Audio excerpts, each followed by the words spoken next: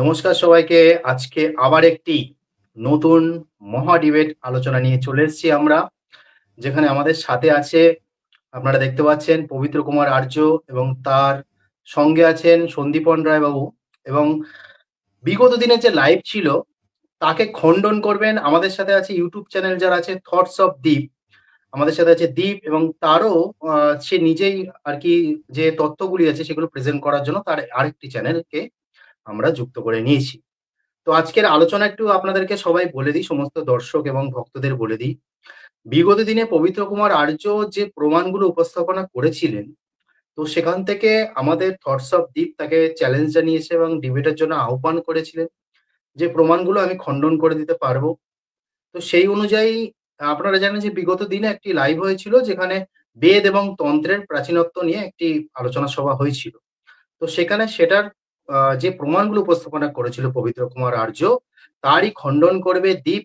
তো সেই এবং পবিত্র কুমার আর্য তিনিও চাইবেন যে না, ওগুলো সঠিক। তো এই নিয়ে আজকের মহা ডিবেট আলোচনা। আপনারা যুক্ত থাকুন। তো আমরা সরাসরি আলোচনার দিকে চলে যাব সময় নষ্ট না করে। প্রথমে যেহেতু আচ্ছা, আমার কথা কি ঠিকঠাক শোনা যাচ্ছে? সমস্ত দর্শকবৃন্দ আপনারা অবশ্যই জানাবেন। আমি কমেন্ট গুলো একবার দেখে নিই। আচ্ছা, হ্যাঁ ঠিক আছে, চলো।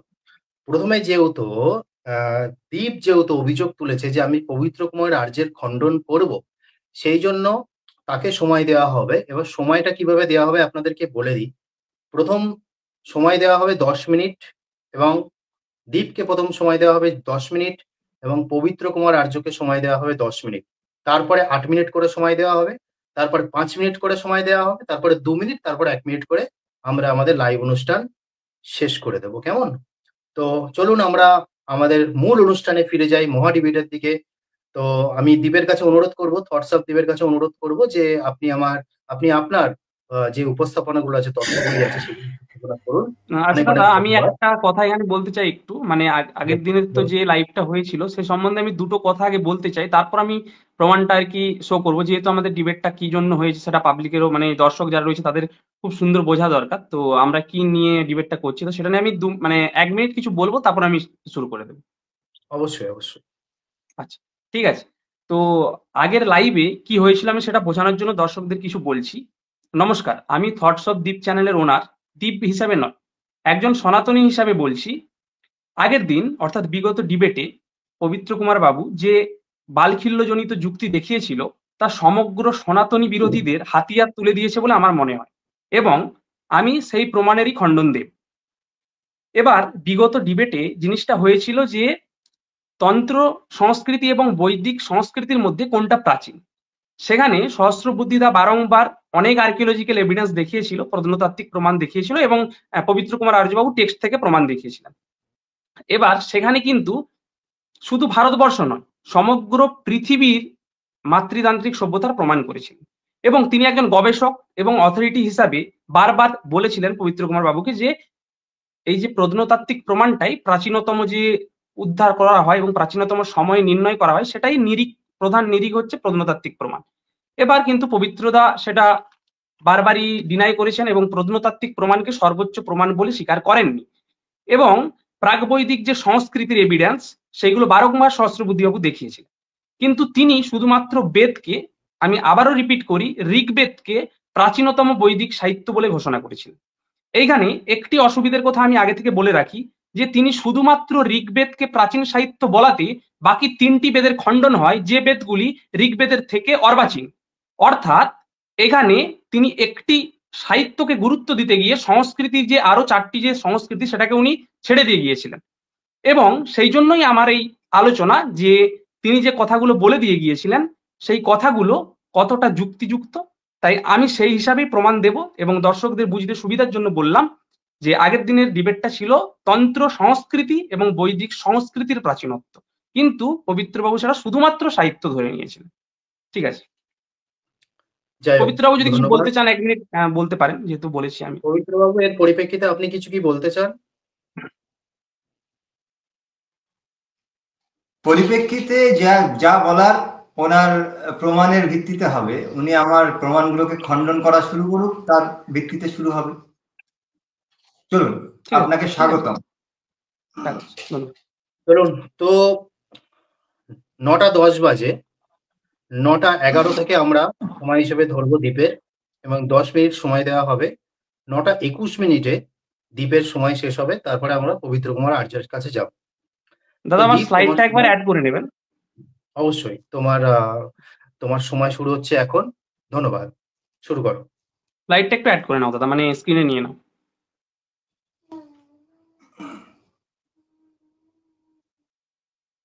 আচ্ছা, আমি আমার বক্তব্য শুরু করতে চাই। শুরু করার আগে আমাদের সমস্ত সনাতনী ভাইদের অনেকটা শুভেচ্ছা জানাই, ভালোবাসা জানাই, এবং জয় শ্রীকৃষ্ণ, জয় শ্রীরাম, জয় মা ওং নমঃ শিবায়। আমি আমার বক্তব্য শুরু করছি। এই যে বইটি আমি প্রমাণ হিসাবে উপরে রেখেছি, এই বইটির প্রমাণ থেকেই তিনি দিয়েছিলেন, অর্থাৎ পবিত্র কুমার আর্যবাবু বিগত লাইভে প্রমাণ দিয়েছিলেন। আমি যদিও এই বই অনুসারে বেদ বা তন্ত্রের বিচার করতে যাই না, কিন্তু আমাদের আর্য সমাজী মহাশয় যেহেতু এই বই থেকেই প্রমাণ দিয়েছিলেন এবং স্বঘোষিত বিজয়ও ঘোষণা করেছিলেন তার ভিডিওর মাধ্যমে, তাই আমি দুর্জন্তোষ ন্যায় অনুসারে এই বই থেকে তার মিথ্যা দাবি খণ্ডন করব, যেটা থেকে বোঝা যাবে যে এই বইটি তিনি ঠিকভাবে পড়েন। এবং যেহেতু এই বইটিকে তিনি প্রামাণিক বলে বলেছিলেন, তাই এই বই থেকে প্রমাণ আশা করি তিনি প্রামাণিক বলেই নেবে। এবার এই দুর্জন্তোষ ন্যায় কি একটু আমি পাবলিকদের বোঝার জন্য বলে দিই। এই দুর্জন্তোষ ন্যায় হলো, ধরুন পবিত্র কুমার আর্যবাবু বলেছেন যে ঘোড়ার 5টি পা। এবার আমাকে সেটা খণ্ডন করতে বলেছেন যে ঘোড়ার 5টি পা নয়, এটি খণ্ডন করুন। এবার ঘোড়ার তো পা আসলে 5টি হয় না, কিন্তু এবার যেহেতু তর্কের খাতিরে উনি বলেছেন যে ঘোড়ার 5টি পা, তো আমাকে খণ্ডন করার জন্য ঘোড়ার 5টি পা নেই সেটা আমি খণ্ডন করব। অর্থাৎ এই বইয়ের তথ্যগুলো দিয়েই আমি তার খণ্ডনটা করব, কিন্তু আমি এই বই তথ্যের উপর সম্পূর্ণ ভিত্তি করতে পারছি না। যেহেতু তিনি বলেছেন তার তথ্যের উপর আমি এই ভিত্তিটা দেবো, কারণ তিনি এটিকে প্রামাণিক বলে মানেন। আচ্ছা চলুন, এবার আমি তার কি কি পয়েন্ট খণ্ডন করব সেই পয়েন্টগুলো আগে বলে দিই। 1 নম্বর পয়েন্ট, প্রত্নতাত্ত্বিক প্রমাণ সর্বোচ্চ প্রমাণ না। বেদ প্রত্নতাত্ত্বিক প্রমাণের ধার ধারে না, এবং যেহেতু সেটা শ্রুতি আকারে ছিল। এবার এটাও একটু মাথায় রাখবেন, এই যে শ্রুতি আকারে ছিল, এই শ্রুতির সময়কালটা কত, এটা কি নিরিখে নির্ণয় হবে। ওনাদের দাবি শ্রুতি হিসাবে ছিল, যেহেতু সেটা সৃষ্টির প্রথম থেকে ছিল, এবং এটাই ওনাদের গুরু দয়ানন্দ সরস্বতীজিও বলেছেন। আচ্ছা, দ্বিতীয়, যে বেদের থেকে প্রাচীন সাহিত্য নেই, এটা মাথায় রাখবেন। ঋগ্বেদের থেকে, উনি একটি কথা বলেছিলেন, সম্পূর্ণ বেদ না, ঋগ্বেদের থেকে প্রাচীন সাহিত্য নেই, এটারও খণ্ডন। 3 নম্বর, উনি বলেছিলেন আর্য একটি জাতি, কথাটি মাথায় রাখবেন, আর্য একটি জাতি, এটার খণ্ডন। এবং এই বই থেকে আমি প্রমাণ দেব আর্যরা বিদেশি, অর্থাৎ মেনে নিতে হবে আর্য সমাজে যত আর্য রয়েছেন প্রত্যেকে বিদেশি। 5 নম্বর, শুধু ঋগ্বেদ প্রাচীন সাহিত্য, তাহলে বাকি বেদগুলি অর্বাচীন, যেটা একটা সনাতন বিরোধী কথা, যেটা উনি আগের দিন বলেছিলেন, একটি নিগ্রহ স্থানে উনি আগেই পড়ে গেলেন। আচ্ছা, উনি বেদকে শুধু সাহিত্য ধরেছেন, সংস্কৃতি না, তাহলে তারা যে আচারগুলো মানেন সেটা কি অবৈদিক? প্রশ্ন, এটারও খণ্ডন। এবং প্রাক বৈদিক যুগ, তারই একটা প্রমাণ যে বৈদিক যুগের আগে কোন একটা সভ্যতা ছিল। এবং তিনি বলেছিলেন রামায়ণ 9 লক্ষ বছর আগে হয়েছিল, অর্থাৎ রামায়ণের যুগে বেদ পাঠ হতো, অর্থাৎ বেদের বয়স 9 লক্ষ বছর। এবং এই বই থেকে আমি প্রমাণ দেব যে আর্যরা মাংস ভক্ষণ করেন, সেটাও তিনি অস্বীকার করবেন। এই বই থেকেই আমি সেই প্রমাণটা দেব। চলুন এবার আমি প্রমাণের দিকে চলে যাই। এই বইটার নাম আমি বলে দিই, ভারতের ইতিহাসের আদি পর্ব, রণবীর চক্রবর্তী, প্রথম খণ্ড, প্রাচীনতম পর্ব থেকে 600 খ্রিস্টাব্দ। এই বইটি থেকেই তিনি প্রমাণ দিয়েছিলেন। চলুন, আমার প্রথম প্রমাণ, যে প্রত্নতাত্ত্বিক প্রমাণই সর্বোচ্চ প্রমাণ ঐতিহাসিকদের কাছে, এবং এই বইটির যতগুলি কথা লেখা আছে তার মধ্যে সব থেকে প্রাচীনতম এবং সব থেকে বিশ্বাসযোগ্য যে প্রমাণ, সেটা প্রত্নতাত্ত্বিক প্রমাণের উপর। তার আগে আমি দর্শকের দৃষ্টি একটু আকর্ষণ করতে চাই। এখানে বলা আছে ভারত ইতিহাসের বৈদিক যুগটাও লিমিট করে দিয়েছেন লেখক রণবীর চক্রবর্তী 1500 থেকে 600, তাহলে তার আগে পর্যন্ত কিন্তু যাবে না, সেই জন্যই তিনি এই লিমিটটা করে দিয়েছেন। আচ্ছা চলুন, তার প্রমাণ আমি পরেও দেব। এখানে প্রত্নতাত্ত্বিক প্রমাণই যে আস্তে আস্তে করে মানে সর্ব ঐতিহাসিকদের কাছে সব থেকে গ্রহণযোগ্য প্রমাণ, সেটা দেখা যাক প্রমাণ। আমার লেখা দেখা যাচ্ছে না ইন্দ্রদা? দেখা যাচ্ছে, দেখা যাচ্ছে। প্রাচীন ভারতের সমাজ ইতিহাস অনুধাবনের জন্য শাস্ত্র গ্রন্থের সাক্ষ্যের পাশাপাশি ঐতিহাসিক নজর দিচ্ছেন ভাস্কর্য শিল্প ও চিত্রকলা। যে ভাস্কর্য শিল্প চিত্রকলা মূর্তিকে উনি পুতুল বলেছিলেন। এ থেকে আহত চাক্ষুষ তত্ত্বের দিকে ভাস্কর্য চিত্রকলায় বিধিত নগর ও গ্রাম জীবনের বিবিধ দৃশ্য কেবলমাত্র নান্দনিক উৎকর্ষের জন্যই নয়, সমাজ ও সাংস্কৃতিক ইতিহাসের জন্য ঐতিহাসিকদের কাছে জরুরি উপাদান। 1 নম্বর। 2 নম্বর প্রমাণ, নির্দিষ্ট ও নির্ভুল কালানুক্রম অনুসরণ করে অতীতের ঘটনার তথ্যনিষ্ঠ বিবরণ দেওয়ার ক্ষেত্রে প্রাচীন রচয়িতাদের বহু সীমাবদ্ধতা দেখা যায়। অর্থাৎ যদি শুধুমাত্র আমি সাহিত্যিক দিক থেকে বিচার করতে যাই, সেখানে কিন্তু রচয়িতাদের সীমাবদ্ধতা দেখা যায়। এখানে রণবীর চক্রবর্তী নিজে তার খণ্ডন দিচ্ছেন। আচ্ছা, তারপর লিখিত ইতিহাস গ্রন্থের সংখ্যা সুদূর অতীতে মুষ্টিমেয় বলে ভারতবর্ষের আদি পর্বের ইতিহাস উদ্ধারের জন্য ইতিহাসবিদকে বহুল পরিমাণে নির্ভর করতে হয় পুরাতাত্ত্বিক সাক্ষ্য প্রমাণের ওপর। অর্থাৎ আবার সেই পুরাতাত্ত্বিক সাক্ষ্য প্রমাণ চলে এলো। আচ্ছা, এরপরে আবার সেই প্রমাণ, প্রাগৈতিহাসিক ভারতবর্ষকে জানার সবচেয়ে নির্ভরযোগ্য তথ্যসূত্র পুরাতাত্ত্বিক সামগ্রী প্রত্নবস্তুর সাহায্যেই আদিমতম সময় থেকে আনুমানিক খ্রিস্টপূর্ব 6ষ্ঠ শতাব্দী পর্যন্ত ভারতের মানব সমাজের বিবর্তন ইতিহাস স্পষ্ট হয়। অর্থাৎ তিনি যে বইটি সম্পূর্ণ লিখেছেন, এই সম্পূর্ণটি উনি বলছেন যে আদিমতম যে প্রমাণ সেটা প্রাগৈতিহাসিক ভারতবর্ষকে পুরাতাত্ত্বিক সামগ্রী দিয়েই বোঝা যায়। এটি দুটি ভাগ, একটি হচ্ছে অনুসন্ধান, একটি হচ্ছে উৎখনন। এবং তিনি বলছেন পুরাতত্ত্বের চর্চা বিজ্ঞান নির্ভর। অর্থাৎ উনি যে পুরাতত্ত্ব যে প্রত্নতাত্ত্বিক প্রমাণকে বলেছিলেন যে সর্বোচ্চ প্রমাণ নয়, অর্থাৎ তিনি বিজ্ঞান নির্ভর প্রমাণকেও মানেন না, তিনি অবৈজ্ঞানিক মানসিকতার পরিচয় রাখেন। এবং তারপরের প্রমাণ, পুরাতত্ত্বের সঙ্গে বিজ্ঞানের যে বিবিধ শাখার নিত্য যোগাযোগ ক্রমবর্ধমান, তিনি এই বইয়ে প্রশ্ন দিয়ে গেছেন যে পুরাতত্ত্ব কেন বৈজ্ঞানিক। তার কারণ হচ্ছে নির্ধারণ করার জন্য কার্বন 14 অর্থাৎ C14 টেস্ট এবং থার্মোলুমিনেন্স। আচ্ছা, তারপরের কথা, ভারতের ইতিহাসে এখানে তিনি বলতে চাচ্ছেন যে প্রত্নতাত্ত্বিক প্রমাণ কেন অধিকতর গ্রহণযোগ্য। ভারতীয় ইতিহাসে লৌহ উপকরণ ব্যবহারের সূচনা ও ব্যাপকতা শুধুমাত্র সাহিত্যগত তথ্য বা লেখামেলার সাহায্যে বোঝা দুষ্কর। অর্থাৎ সাহিত্য ও লেখামেলার দ্বারা বোঝা দুষ্কর। উৎখনন ও অনুসন্ধান থেকে প্রাপ্ত অধিকতর নির্ভরতর লৌহ তেজস পদার্থ এই বিষয়ে সরাসরি চাক্ষুষ প্রমাণ হাজির করে। কাল নির্ণয়ের ক্ষেত্রেও লোহার উপকরণ ব্যবহারের প্রত্নতাত্ত্বিক প্রমাণ অধিকতর গ্রহণযোগ্য। অর্থাৎ এই যে বই থেকে উনি প্রমাণ দিচ্ছিলেন সেই বইটা উনি হয়তো ঠিক করে পড়েননি, সেই বইটাতেও রণবীর চক্রবর্তী নিজে বলছেন যে প্রত্নতাত্ত্বিক প্রমাণ অধিকতর গ্রহণযোগ্য। এবং আরো বলছেন তিনি পুরাতাত্ত্বিক তথ্যের মাধ্যমেই পরিস্ফুট হয়। অর্থাৎ ওই যে জিনিসগুলো পুরাতাত্ত্বিক প্রমাণের দ্বারাই নগরের উচ্চ বিচ্চ ক্রম বুঝতে পারা যায় এবং উৎখননজাত প্রত্নবস্তুর উপরেই নির্ভর করে। প্রত্নতাত্ত্বিক এক অপরিহার্য উপাদান, এটা তিনি বারবার বলছেন। আচ্ছা, আরেকটি কথা, এটা আমি পরে আসবো। এরপর যেটা কথা হলো, উনি বলেছিলেন বৈদিক সাহিত্য এই ভারত কেন পৃথিবীর প্রাচীনতম সাহিত্য অর্থাৎ ঋগ্বেদ। কিন্তু এখানে তিনিই বলছেন এই কথাটাকে, তার ওই মানে পবিত্র কুমার আর্যবাবুর কথাটাকে খণ্ডন করে দিয়ে গেছেন রণবীর চক্রবর্তী তারই দেখানো প্রমাণিক বই থেকে। এখানে বলছেন বিশেষজ্ঞরা একথাও প্রমাণ করেছেন দ্রাবিড় ও মুন্ডারি ইন্দো ইউরোপীয় বা বৈদিক ভাষার চেয়ে প্রাচীনতর। বৈদিক ভাষার পূর্বে ভারতের দ্রাবিড় ও অস্ট্রিক ভাষা যে সুপ্রচলিত ছিল সেই বিষয়ে সুনীতি কুমার চট্টোপাধ্যায়েরও কোনো দ্বিমত নেই। সুনীতি কুমার চট্টোপাধ্যায় যে কত বড় বিখ্যাত ভাষাবিদ সেটা ভারতীয়কে বলে বোঝাতে হয় না। অর্থাৎ এখান থেকে প্রমাণ হলো যে দ্রাবিড়িয়ান সাহিত্য বা অস্ট্রিক যে ভাষা তার সাহিত্য বৈদিক সাহিত্যের থেকেও প্রাচীন। অর্থাৎ দ্রাবিড়িয়ান যে দাবি করে তামিল সঙ্গম সব থেকে প্রাচীন সাহিত্য, এই মত স্পষ্ট করে দিয়ে গেলেন সুনীতি কুমার চট্টোপাধ্যায়। আচ্ছা, তারপরের প্রমাণ, আমি যে বলেছিলাম আর্যরা বিদেশ থেকে এসেছে তার প্রমাণও দিয়েছেন। ইন্দো ইরানীয় পর্বের শেষ কোনো কারণে আর্য বা ইন্দো আর্য ভাষা ব্যবহারকারীদের সঙ্গে ইরানীয়দের বিবাদ বাধে এবং উভয়ের মধ্যে সাযুজ্য বিঘ্নিত হয়। এর অভিঘাতে ইন্দো ইরানীয় গোষ্ঠীর একটি শাখা ইরান থেকে উত্তর পশ্চিম সীমান্ত মারফত উপমহাদেশে আসে। উপমহাদেশ বলতে ভারতীয় উপমহাদেশ, অর্থাৎ বিদেশ থেকে যাযাবরের মতো এখানে এসেছিল পশুপালন করতে করতে। এটাও আমরা এই বই পড়লে বুঝতে পারি। এবং তিনি আরো একটি নিগ্রহ স্থানে পড়বে, যখন আমি পরের পয়েন্টে যাব। এই ভাষা গোষ্ঠী আর্য বা ইন্দো আর্য বলে ভাষাতাত্ত্বিক পরিভাষায় আখ্যাত আর্য কোন ক্রমেই জাতিবাচক শব্দ নয়। অর্থাৎ তিনি যে আর্য জাতি বলেছিলেন এখানে একটা খণ্ডন হলো, যে খণ্ডনে উনি খণ্ডন দিতে পারবেন না, কারণ এই বইয়েরই লেখক বলে দিয়ে গেছেন আর্য কোন ক্রমেই জাতিবাচক শব্দ নয়। অর্থাৎ উনি একটি নিগ্রহ স্থান আরো পেয়ে গেলেন। এবার এই যে কথা ইন্দো আর্য ভাষারই প্রাচীনতম সাহিত্য কীর্তি ঋগ্বেদ, অর্থাৎ এখানে বলছেন শুধুমাত্র ঋগ্বেদ।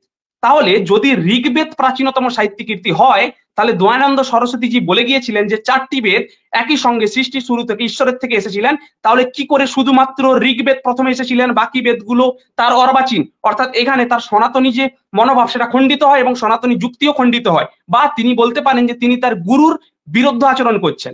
আচ্ছা, তার পরের পয়েন্টে আমরা চলে যাই। তিনি যে শ্রুতির যুক্তি খাড়া করেছিলেন যে শ্রুতি যেহেতু ঋগ্বেদকে বা বেদকে কোনো মতেই প্রত্নতাত্ত্বিক প্রমাণের আওতায় আনা যাবে না, কারণ সেটা শ্রুতি আকারে ছিল, শ্রুতি আবহমান কাল থেকে চলে আসছে। দেখুন এটিই তার প্রমাণ এবং খণ্ডন। যদি উনি খণ্ডন করছেন, মানে পবিত্র কুমার আর্যবাবু যে কথাগুলো এই বই থেকে বলে গিয়েছিলেন সেই খণ্ডনটাই করছেন রণবীর চক্রবর্তী ওনার দেখানো বই থেকে। যদি তর্কের খাতিরে এই কথা মেনে নেওয়া হয় যে ঋগ্বেদ রচনার আগেই ঋগ্বেদের ভাষার প্রচলন ঘটে থাকবে, অর্থাৎ ঋগ্বেদ রচনার আগে শ্রুতি হয়ে থাকবে, তাহলেও খ্রিস্টপূর্ব 2য় সহস্রকের প্রথমার্ধের চেয়ে প্রাচীনতর কোন সময়ে ওই ভাষার অস্তিত্ব উপমহাদেশে দেখানো সম্ভব নয়। অর্থাৎ 4000 বছর আগের কোনো আগে এই ভাষাই ছিল না, শ্রুতি তো দূরের কথা, ভাষা না থাকলে লোক বলবে কিভাবে, শ্রুতি থাকবে কিভাবে? এখানেই প্রমাণ দিয়ে গেলেন রণবীর চক্রবর্তী। আমি আরো একবার বলছি, যদি তর্কের খাতিরে এই কথা মেনে নেওয়া হয়, তিনি যে কথাটা বলেছিলেন যে ঋগ্বেদ রচনার আগেই ঋগ্বেদের ভাষার প্রচলন ঘটে থাকবে, তাহলেও খ্রিস্টপূর্ব 2য় সহস্রকের প্রথমার্ধের চেয়ে প্রাচীনতর কোন সময় ওই ভাষার অস্তিত্ব উপমহাদেশে দেখানো সম্ভব নয়। এটাও একটি নিগ্রস্থানে উনি পড়ে গেলেন, অর্থাৎ 3টি নিগ্রস্থান প্রথম থেকে আমি ওনাকে দিয়ে রাখলাম। আচ্ছা, এরপরেও আমি যদি বলি, ইন্দো ইরানীয় শব্দ ভান্ডারের প্রাচীনতম প্রত্নতাত্ত্বিক প্রমাণ এসেছে এশিয়া মাইনরে অবস্থিত বোগাজকই থেকে। দীপ আর 1 মিনিট। হ্যাঁ, আচ্ছা, তুরস্কে অবস্থিত। এই লেখাটিও 1400 এর পূর্বের নয়। আচ্ছা, এরপর যদি আমি দেখি, হ্যাঁ, এরপর আমি যদি দেখি, উনি বলে দিয়ে গেছিলেন যে রামায়ণ 9 লক্ষ বছর পুরনো, কিন্তু এটা অতীত ঐতিহ্য যে বই আমাদের পশ্চিমবঙ্গ মধ্যশিক্ষা পর্ষদের, সেখানে বলছে এরা আনুমানিক হোমোসেপিয়েন্স 2,30,000 বছর আগে এসেছে, অর্থাৎ বুদ্ধিমান মানুষ এসেছে 2,30,000 বছর আগে। তাহলে 9 লক্ষ বছর আগে রামায়ণ কি করে থাকবে? 9 লক্ষ বছর আগের সময়কালটা হোমো ইরেক্টাস, যেটা 20 লক্ষ থেকে 3,50,000 বছর আগে। তাহলে হোমো ইরেক্টাসরা কি বেদ রচনা করেছিলেন? এটা একটা হাস্যকর যুক্তি। যদি উনি মেনে নেয়, তাহলে হোমো ইরেক্টাসের ছবিগুলো একটু দেখে নেবেন, যে ঋষিরা কি এরকম হতে পারেন। আর কিছু আমি বলবো না। এর পরের কথা একটাই লাস্ট, আদি বৈদিক সমাজে নানা রকম মাংস খাওয়ারও প্রচলন ছিল, এই কথা কি উনি মেনে নেবেন? যেহেতু বই লেখা আছে যে আদি বৈদিক সমাজে নানা রকম মাংস খাওয়ারও প্রচলন ছিল, অর্থাৎ ওনারা মাংস যে খেতেন তার প্রমাণ এখানে দিয়েছেন, বই তো উনি মেনে নিন। আমি আর কিছু বলবো না। আমি এবার পবিত্র বাবুকে বলতে সুযোগ দিচ্ছি, এবং তিনি মনে রাখেন যেন 3টি নিগ্রস্থান এমনি খেয়ে আছেন, তো উনি দেখে যেন খণ্ডনটা করেন। ধন্যবাদ। যাক, ধন্যবাদ দীপকে। তো আমরা প্রথম শুনলাম যে বিগত দিনে পবিত্র কুমার আর্য যে প্রমাণগুলো উপস্থাপনা করেছিলেন, তো তারই কিছু খণ্ডন ইতিহাস বই থেকে বা অন্যান্য তথ্য থেকে আমাদের দীপ করলেন। তো এবার আমরা পবিত্র কুমার আর্যের কাছে চলে যাব, এবং তিনি তার বক্তব্য কি, তিনি কি প্রমাণ উপস্থাপনা করবেন, সেটা আমরা অবশ্যই দেখব। তো পবিত্র কুমার আর্য, পবিত্রবাবু, তুমি তোমার মন্তব্য বা বক্তব্য শুরু করতে পারো। ধন্যবাদ। তোমার সময় শুরু হচ্ছে 23 থেকে 33-এ গিয়ে তোমার সময় শেষ হবে। কেমন? শুরু করো। অনেক অনেক ধন্যবাদ। ওম নমস্তে। আমার আওয়াজ কি পাওয়া যাচ্ছে? হ্যাঁ, আপনার আচ্ছা। আওয়াজ আসছে। আসছে। পরম পিতা পরমেশ্বরের মুখ্য নাম ওম, এই স্মরণ পূর্বক আমি আজ শুরু করছি। ওম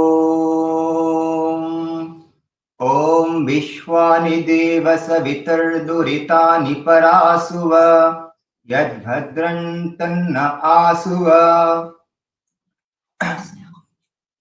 সকলকে অনেক অনেক ধন্যবাদ জানিয়ে, এবং থটস অফ দীপ ভাইকে অনেক ধন্যবাদ জানাই যে আমি যে ডিবেট করেছিলাম সহস্র বুদ্ধিবাবুর সঙ্গে, তার উপরে ওনার সংশয় এসেছে, এবং উনি পুনরায় সেই আমার দেওয়া যে তর্ক ছিল, আমার দেওয়া যে প্রমাণ ছিল, তাকে খণ্ডন করার উনি প্রয়াস করছেন। তো এই জন্য ওনাকে আমার সাদর নমস্তে জানাই এবং অনেক অনেক ধন্যবাদ জানাই। তো উনি যে তথ্যগুলো এখানে যে কথোপকথন বললেন এতক্ষণ ধরে, 10 মিনিট ধরে, এ কথা এত কমজোরি, আপনার মানে আমি হাসবো না আপনাদের হাসাবো, এটা আমি বুঝতে পারছি না। দেখুন কত কত হাস্যকর ব্যাপার। দেখুন, আমি 3টে ইতিহাস বই, একটা নয়, আমি 3টে ইতিহাস বই থেকে প্রমাণ প্রস্তুত করেছিলাম। কেন? কি কারণ? পুরোনো লাইভে কেউ বলতে পারবে না, কিংবা লাইভ এখনো পর্যন্ত মানে সংগ্রহ রয়েছে, আমি কোথাও বলিনি যে এই ইতিহাসের যে বাক্য, সেই বাক্যকে আমি ব্রহ্ম বাক্য মনে করি, কিংবা ইতিহাসে যা লেখা রয়েছে তাকে আমি সত্য বলে মনে করি। আমি তো একবারও বলিনি। তাহলে আমি যখন একথা বলেইনি, তো তাহলে এই বই থেকে প্রমাণ দেখানো হচ্ছে এই পাতায় এটা লেখা আছে, সেই পাতায় সেটা লেখা আছে। ভাই, আমি তো এগুলোকে মানি না।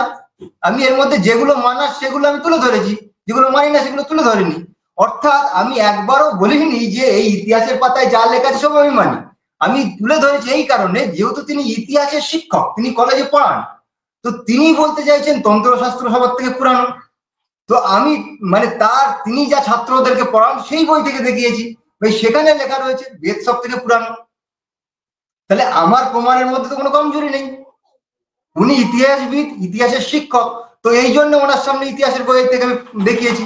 এবার কেবল আমি ইতিহাস বই থেকে দেখিয়েছি তা নয়, কেবল যে ইতিহাস বই থেকে দেখিয়েছি তা নয়, ইনি দাবি করছেন যে ইতিহাস থেকে আমি যদি এটা মেনেই নিই, যে ইতিহাস থেকে আমি যদি মেনেই নিই যে ঋগ্বেদ প্রথমে রচনা হয়েছিল, তো তাহলে বাকি বাকি বেদগুলো তো নবীন হয়ে যাচ্ছে। আমি এই প্রশ্ন যাতে না ওঠে এই জন্য আমি প্রত্যেকটা শাস্ত্র থেকে প্রমাণ দিয়েছি। দেখুন এই এই যে থটস অফ দীপ, যাকে মা কালী মনে করে, যাকে মা মনে করে। আচ্ছা আমাদের সন্দীপন ভাই 1 নম্বর বের করুন, আগের আগের পিডিএফ থেকে 1 নম্বর পৃষ্ঠা বের করুন। এনারা আসলে লাইভ ভালো করে দেখেনি কিংবা বুদ্ধিপূর্বক দেখেনি, নিশ্চয়ই এমন কিছু একটা হবে। আমি কেবল ইতিহাস থেকে নয়, আমি প্রত্যেকটা শাস্ত্র থেকে দেখিয়েছি যে বেদ হচ্ছে সৃষ্টির শুরুতে পরমপিতা পরমেশ্বর প্রথম দিয়েছেন। দেখুন মহানির্বাণ তন্ত্রমে থেকে আমি প্রমাণ দিয়েছিলাম 1 নম্বর। হ্যাঁ দেখুন এখানে পরিষ্কার, এই থটস অফ দীপ যাকে মা মনে করে, ইনি এর মাঠ থেকে বেশি বুঝে গেছে, মানে মা কালীর থেকে বেশি বুঝে গেছে এরা। এখানে পরিষ্কার লেখা রয়েছে, এখানে মা কালী বলছে যে अंतर्जामी दयालु आपने ब्रह्मा का रूप धारण कर प्रथम सर्वधर्मयुक्त 4 वेद प्रकट किया। 4 वेद का प्रमाण, 4 वेদের প্রমাণ দিয়েছি আমি। মহামূর্খের মতো যদি হা করে ডিবেট দেখা যায় তো এরকম অবস্থা হয়। আমি যেখানে 4 বেদের প্রমাণ দিয়ে দিয়েছি যে 4 বেদ তিনি প্রকাশ করেছেন। আমি ইতিহাসকে প্রমাণ দিয়েছি কেবল তিনি ইতিহাসের শিক্ষক বলে, এবং তিনি তন্ত্রকে মানেন বলে তন্ত্র থেকে প্রমাণ দিয়েছি। ভাই আপনাদের কালিমা বলছে যে 4 বেদ প্রকাশ করেছেন একবারে সৃষ্টির শুরুতে। ইতিহাস তো বলছে যে ঋগ্বেদ, আর এখানে তন্ত্র বলছে 4 বেদ। কেবল তন্ত্র থেকে নয়, আমি কতগুলো প্রমাণ দিয়েছি দেখুন। এখানে আমি দিয়েছি মনুস্মৃতি থেকে প্রমাণ দিয়েছি যে অগ্নির্বায়ু বিভ্যস্তু ত্রয়ম ব্রহ্ম সনাতনম দুধো যজ্ঞস্য সিদ্ধার্থ বিঘ্ন যজুঃ সামলক্ষণম। অর্থাৎ মনুস্মৃতিতে মনু মহারাজ বলছেন যে ঋগ যজু সাম অথর্ব এই 4টে বেদ হচ্ছে সৃষ্টির শুরুতে দিয়েছেন, এই 4 বেদ দিয়েছেন। এইবার দেখুন কত মজার ব্যাপার, এনারা বলে আমরা সনাতন ধর্ম প্রচারক, এনারা বলছে আমরা সনাতন ধর্ম প্রচারক, আমরা সনাতন ধর্মের উন্নতি চাই। অথচ দেখুন এই শাস্ত্রগুলোকে এরা বিরোধিতা করছে। এরা বলতে চাইছে বেদ এত পুরাতন নয়, বেদ এই 3000-4000 বছর আগে এসছে। এবার দেখুন ইনি আমার স্বীকার করেছে যে বেদ 4000 বছর আগে এসছে। ভাই বেদ যদি 4000 বছর আগে আসে একে সনাতনী বলবে কি করে? একে সনাতনীটা কিভাবে বলবেন? বেদ বলতে 4000 বছর আগে এসে, 5000 বছর আগে তো মহাভারতের কাহিনী হয়ে গেছে। আচ্ছা কেবল তাই নয়, 8 লক্ষ বছর 9 লক্ষ বছর আগে যে রামের কাহিনী মানে রামায়ণ, সেটা ইনি অস্বীকার করছে। মানে ইনি সাধারণ যে মানে সনাতন ধর্মের থিওরি এখনো শেখেনি, শাস্ত্র পড়েননি এখনো। এনাকে আমি জিজ্ঞাসা করছি, ভাই আপনাকে আমি প্রশ্ন করছি যে ভাই রামায়ণ যে ত্রেতা যুগে এসেছিল এটা কি আপনার স্বীকার আছে? আপনি প্রশ্ন কোট করুন। রামায়ণ ত্রেতা যুগে রামায়ণের কাহিনী, রামের কাহিনী, এটা কি আপনার স্বীকার? 1 নম্বর প্রশ্ন। 2 নম্বর প্রশ্ন আপনাকে আমি করছি যে ত্রেতা যুগ এবং দাপর যুগ এবং কলি যুগের কাল কত আপনি বলুন। আপনি এটা দিয়ে প্রমাণ করুন যে এখান থেকে 4-5 হাজার কি 7 হাজার বছর আগে রামের কাহিনী, এটা আপনাকে প্রমাণ করতে হবে। আচ্ছা এইবার দেখুন আরো একটা বিষয়, উনি বলতে চাইছেন যে আর্য জাতির কথা বলেছি আমি, আর্য কোনো জাতিবাচক শব্দ নয়। ভাই আমি বলিনি এ কথা ওই যে ইতিহাস শিক্ষক বসেছিল আমার বিপক্ষে, তাদের বইতে, তারা যে স্কুলে যেগুলো পড়ায় আমি তাদের বই থেকে দেখিয়েছি। এই যে স্বদেশ বিশ্ব পরিচয়, এই বই থেকে দেখিয়েছিলাম। 111 নম্বর খুলুন সন্দীপনজি, 111 নম্বর নতুন পিডিএফ। এখানে পরিষ্কার বলা রয়েছে, দেখুন পরিষ্কার বলা রয়েছে যে প্রাচীন ঋষিরা ঈশ্বরের এই বাণী শ্রবণ করেছিলেন বলে বেদকে শ্রুতি বলা হয়, আর সমগ্র আর্য জাতির প্রাচীনতম নাম বেদ। ভাই আমি বলিনি এ কথা, এই তো ইতিহাস বই বলেছে। ভাই আমার এই যে জাতির খণ্ডন করছেন তো আপনি ঐতিহাসিককে খণ্ডন করছেন, আমার খণ্ডন হলো না ভাই। আপনি তো আমার খণ্ডন করতে বলেছেন, আপনি আমার তর্কের খণ্ডন করতে বলেছেন, আপনার আমার প্রমাণের খণ্ডন করছেন। এ তো ভাই ঐতিহাসিকদের খণ্ডন করলেন আপনি। আমি তো বেদকে প্রমাণ করেছি, আমার সাবজেক্ট ছিল বেদকে প্রমাণ করা প্রাচীন, তো আমি বেদকে প্রাচীন প্রমাণ করেছি। এবার আপনি আমার প্রমাণকে খণ্ডন করতে এসেছেন, তার মানে আপনি বেদ প্রাচীন এটাকে স্বীকার করেন না। দেখুন ভালোভাবে প্রত্যেক দর্শক সবাই ধ্যানপূর্বক বুঝুন, আমার প্রমাণকে উনি খণ্ডন করবেন। তো আমার প্রমাণ হচ্ছে বেদ প্রাচীন, উনি সেই বেদ প্রাচীনত্ব খণ্ডন করছে, তার মানে উনি বেদ প্রাচীন স্বীকার করেন না। আর যদি বলেন হ্যাঁ আমি স্বীকার করি বেদ প্রাচীন, তাহলে ওনার সঙ্গে আমার দ্বন্দ্বই আসে না, উনি আমার খণ্ডন করতেই পারবে না। উনি যদি বেদ প্রাচীন স্বীকার করে তাহলে আমার তর্ককে, আমার প্রমাণকে খণ্ডন করবে কেন? আর যদি খণ্ডন করে তাহলে উনি বেদ প্রাচীন, এ কথা তো আমি ইতিহাস থেকে দেখিয়েছি ভাই। তাহলে ওনাকে বলতে হবে যে বেদ প্রাচীন নয়। আর যদি বেদ প্রাচীন নয় বলে তাহলে ওনার উপায় কি হবে দেখুন, আমি আপনাদেরকে বলে দিচ্ছি। যদি বেদ প্রাচীন নয় এই কথা উনি বলে, সন্দীপন বাবু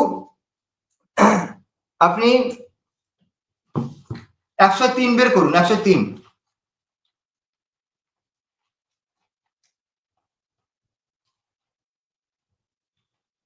হ্যাঁ দেখুন, স্বামী বিবেকানন্দের রচনা বলি, স্বামী বিবেকানন্দের থেকে এরা বেশি বুঝে গেছে। দেখো আমার হাসি পাচ্ছে, স্বামী বিবেকানন্দের থেকে এরা বেশি বুঝে গেছে। স্বামী বিবেকানন্দ এখানে বলছে 170 নম্বর পৃষ্ঠায় যে বেদ হচ্ছে সর্বোচ্চ প্রমাণ, আমাদের ধর্মের সর্বোচ্চ প্রমাণ বেদ। এটাকে যে স্বীকার করে না সে নিজেকে হিন্দু বলে দাবি করতে পারবে না। কি হাস্যকর বিষয় দেখুন, এরা বেদকে প্রাচীনতম স্বীকার করে না, বেদ সর্বোচ্চ প্রমাণ স্বীকার করে না। এরা এসে আমার সঙ্গে ডিবেট করতে, মানে আমি বলছি যে বেদ প্রাচীন, এরা আমার বিরুদ্ধে বলছে না বেদ প্রাচীন না। এদিকে বিবেকানন্দ বলছে যারা বেদ প্রাচীন, যারা বেদ সর্বোচ্চ প্রমাণ স্বীকার করে না তারা হিন্দু বলে দাবি করার যোগ্যতা রাখে না। অর্থাৎ এই থটস অফ দীপ এই হিন্দুই না, এ তো বিধর্মী। আমাদের মানে হিন্দু হয়ে আমাদেরকে ধোকা দিচ্ছে থটস অফ দীপ চ্যানেল খুলে। এ তো হিন্দু ধর্মের প্রচারক না ভাই, এ বেদকে স্বীকার করে না, বেদ প্রাচীন স্বীকার করে না, বেদ সৃষ্টি শুরুতে স্বীকার করছে না।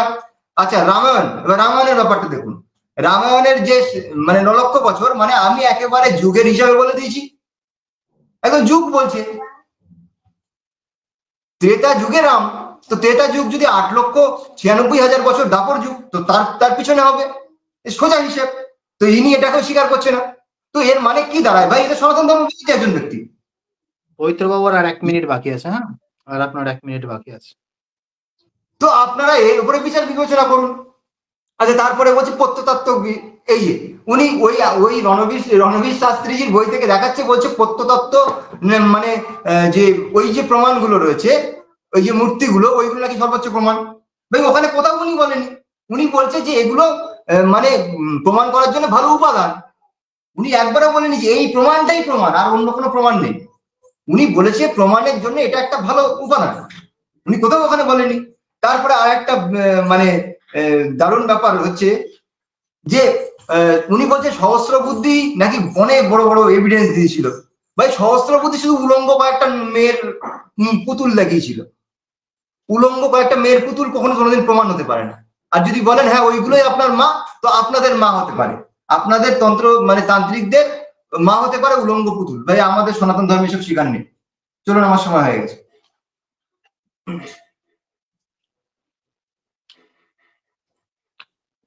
ধন্যবাদ পবিত্র কুমার আর্যকে। তো আমি একটা অনুরোধ করছি দুজনকেই নিজেদের মধ্যে একটু শালীনতা বজায় রেখে আপনারা এগিয়ে চলুন, যাতে দর্শকদের বুঝতে সুবিধা হয়, তারা ভালোভাবে শ্রবণ করতে পারে। কেমন? তো যাক, আমরা এবার 10 মিনিট করে আমাদের পর্ব শেষ হয়ে গেছে। প্রথম পর্ব প্রথমে দীপ বলেছে, তারপরে পবিত্র কুমার আর্য বলেছে। তো এবার আমরা 8 মিনিট করে আবার আমরা দীপের কাছে চলে আসব। তো দীপের সময় শুরু হবে 34 থেকে এবং শেষ হবে 8 মিনিট যদি আমি ধরি তাহলে 42-এ গিয়ে শেষ হবে। আমি 34 যেহেতু হয়ে গেছে সেই জন্য আমি 35 থেকে ধরবো। তো 43-এ গিয়ে দীপের সময় শেষ হবে। দীপ, তুমি শুরু করতে পারো। ধন্যবাদ। আচ্ছা, প্রথম কথা, উনি মনে হয় হিন্দু শাস্ত্রের ন্যায় দর্শনটা পড়েনি, কারণ স্বামী দয়ানন্দ সরস্বতী কি নিজে ন্যায় দর্শন মেনেছেন। উনি যদি এখন বলেন, আমি এটা নিয়ে এসেছিলাম জানি এটা বলবেন, এটা ছাড়া ওনার কোনো পালানোর পথ নেই। আর শেষ 2 মিনিট তো ওনার তত করতেই সময় চলে গিয়েছে, মুখ দিয়ে কথাটা জড়িয়ে যাচ্ছিল, তালগোল পাকিয়ে যাচ্ছিল। তাহলে এটা আমি বলে দিই, যদি আপনি ওই গত দিনের যে বইগুলি থেকে প্রমাণ দিচ্ছিলেন তখন তিনি ওনার প্রমাণের হিসাব থেকে দিচ্ছিলেন যে এটা আমার প্রমাণ, আমি এই বই থেকে কোট করে বলছি এটা আমার প্রমাণ। অর্থাৎ ওই ডিবেটে তার ওই বই থেকে প্রমাণগুলোই ছিল প্রধান প্রমাণ, এবং সহস্রবুদ্ধিদা সেদিনও বলেছিল ওই বই মানে না। তাহলে তখন তিনি কেন বলেননি? তখনও তো সহস্রবুদ্ধিদা বলেছিলেন যে ওই বই আমি মানি না। তখন তিনি কেন বলেননি যে হ্যাঁ ওই বইয়ের প্রমাণগুলো আমার প্রমাণ না? ইনি আজকে যখন বলছেন যে আমি সেই বই থেকে প্রমাণ দিয়েছিলাম, যে বই থেকে আমি তার খণ্ডন করলাম, একটি বই থেকে একটি পেজ মানছে, অন্য পেজ মানছে না, যেটা প্রতিজ্ঞান্তর নিগ্রহ স্থানে পড়ে। অর্থাৎ উনি আরো একটি নিগ্রহ স্থানে পড়লেন ন্যায় দর্শন অনুযায়ী, যেটা প্রতিজ্ঞান্ত নিগ্রহ স্থান। মানে উনি একটি খণ্ডন করতে গিয়ে উনি বলছেন যে অর্ধজড়িত ন্যায় আবার জোড়া পড়লেন, মানে যেখানে বলছেন একটি নারীর অর্ধেক দিক তারুণ্য এবং অর্ধেক দিক জরা, যেটা কোনোদিনই সম্ভব নয়। একটি বইয়ের এক পেজ মানছেন এবং অন্য পেজ মানছেন না। দ্বিতীয় কথা, উনি তালগোল পাকিয়ে বইটার নামই ভুলে গিয়েছিলেন, আপনারা গিয়ে দেখবেন। উনি বললেন রণবীর শাস্ত্রীর লেখা, কখনোই ওটা রণবীর শাস্ত্রীর লেখা নয়, ওটা একটু গিয়ে বইটা খুলে পড়বেন, বা আমি আপনাকে বইটা দেখিয়ে দিচ্ছি, ঠিক আছে? আচ্ছা, আর একটা দ্বিতীয় কথা, তিনি বললেন যে পুরাণ, উনি যে 9 লক্ষ বছর সময়টা পেয়েছেন, 8,64,000 বছর, এটা উনি বেদ থেকে কোথায় পেলেন? উনি 8,64,000 বছর যে বয়সটা পেলেন, ওটা উনি বেদ থেকে কোথায় পেলেন? উনি তো সেটা পুরাণের উপর নির্ভর করে বলছেন। ওনারা তো পুরাণ মানেন না, অর্থাৎ উনি পুরাণ দিয়ে বেদের সময়কাল নির্ণয় করছেন। অর্থাৎ উনি মেনে নিলেন যে পুরাণটা বেদের থেকে প্রাচীন, কারণ উনি পুরাণ থেকে মাপকাঠি ধার করে বেদের সময়কাল নির্ণয় করছেন। আর রামায়ণের বয়স যে 9 লক্ষ বছর, উনি, ওনাকে সহস্রবুদ্ধিদা বলেছিল যে 9 লক্ষ বছর আগের রামায়ণের একটি প্রমাণ দেখা। উনি রামায়ণের একটি প্রমাণও দেখাতে পারেননি এবং বেদের একটিও আর্কিওলজিক্যাল এভিডেন্স দেখাতে পারেননি। দ্বিতীয় কথা, উনি যে বইটিকে অস্বীকার করছেন সেই বইটি ছিল তার আগের দিনের একটি প্রধান প্রমাণ, সেখান থেকে উনি অনেক প্রমাণ দেখিয়েছিলেন। এবং আমি প্রথমেই বলেছি, উনি মনে হয় আজকের লাইভটাই ঠিক করে শুনেননি, ওনার শর্ট টার্ম মেমোরি লস আছে। আমি প্রথমেই বলেছিলাম আমি দুর্জন্তোষ ন্যায় অনুসারে এই বই থেকে প্রমাণ দিচ্ছি, অর্থাৎ আমি নিজে মানি না এই বইয়ের তথ্য। অর্থাৎ আমি যে বেদ প্রাচীন সেটা মানি, কিন্তু এই বইয়ের তথ্য আমি মানি না, যেহেতু দুর্জন্তোষ ন্যায় থেকে আপনি বলেছেন তাই আমি প্রমাণটা দিয়েছি। এই কথাটা ওনার মাথায় ঢুকেনি। দুর্জন্তোষ ন্যায় কি, আপনি গিয়ে ন্যায় শাস্ত্রটা খুলে পড়বেন, তারপর আপনি বলবেন। আমি প্রথমেই বলেছি, আপনারা ভিডিও খুলে দেখবেন যে এই বইয়ের তথ্য আমি নিজেই মানি না, তাহলে আমি বেদ বিরোধী কি করে হলাম? আমি নিজে আমার চ্যানেলে প্রমাণ করে রেখেছি যে বেদ আর্কিওলজিক্যাল এভিডেন্স দিয়ে কত প্রাচীন, কিন্তু ওনার পদ্ধতিতে নয়। উনি যে পদ্ধতি করছেন, এটা বিরোধীরা যদি আমাদের দিকে প্রশ্ন করে ওই বই ধরে যে এই বই থেকে প্রমাণ দিয়েছেন আর্য সমাজীরা, তখন আপনি কোথায় যাবেন? আচ্ছা, উনি এবার নগ্ন কিছু মানে অশ্লীলতার কথা বললেন। চলুন আমি ওনাকে এবার কিছু নগ্নতার জিনিস দেখাই, যেখান থেকে বোঝা যাবে যে ওনাদের দয়ানন্দ সরস্বতীজি কতটা অশ্লীল কথাবার্তা বলে গিয়েছেন, তার ন্যারেট থেকে এবার দেখা যাক। চলুন আমার স্ক্রিনটা শেয়ার করুন।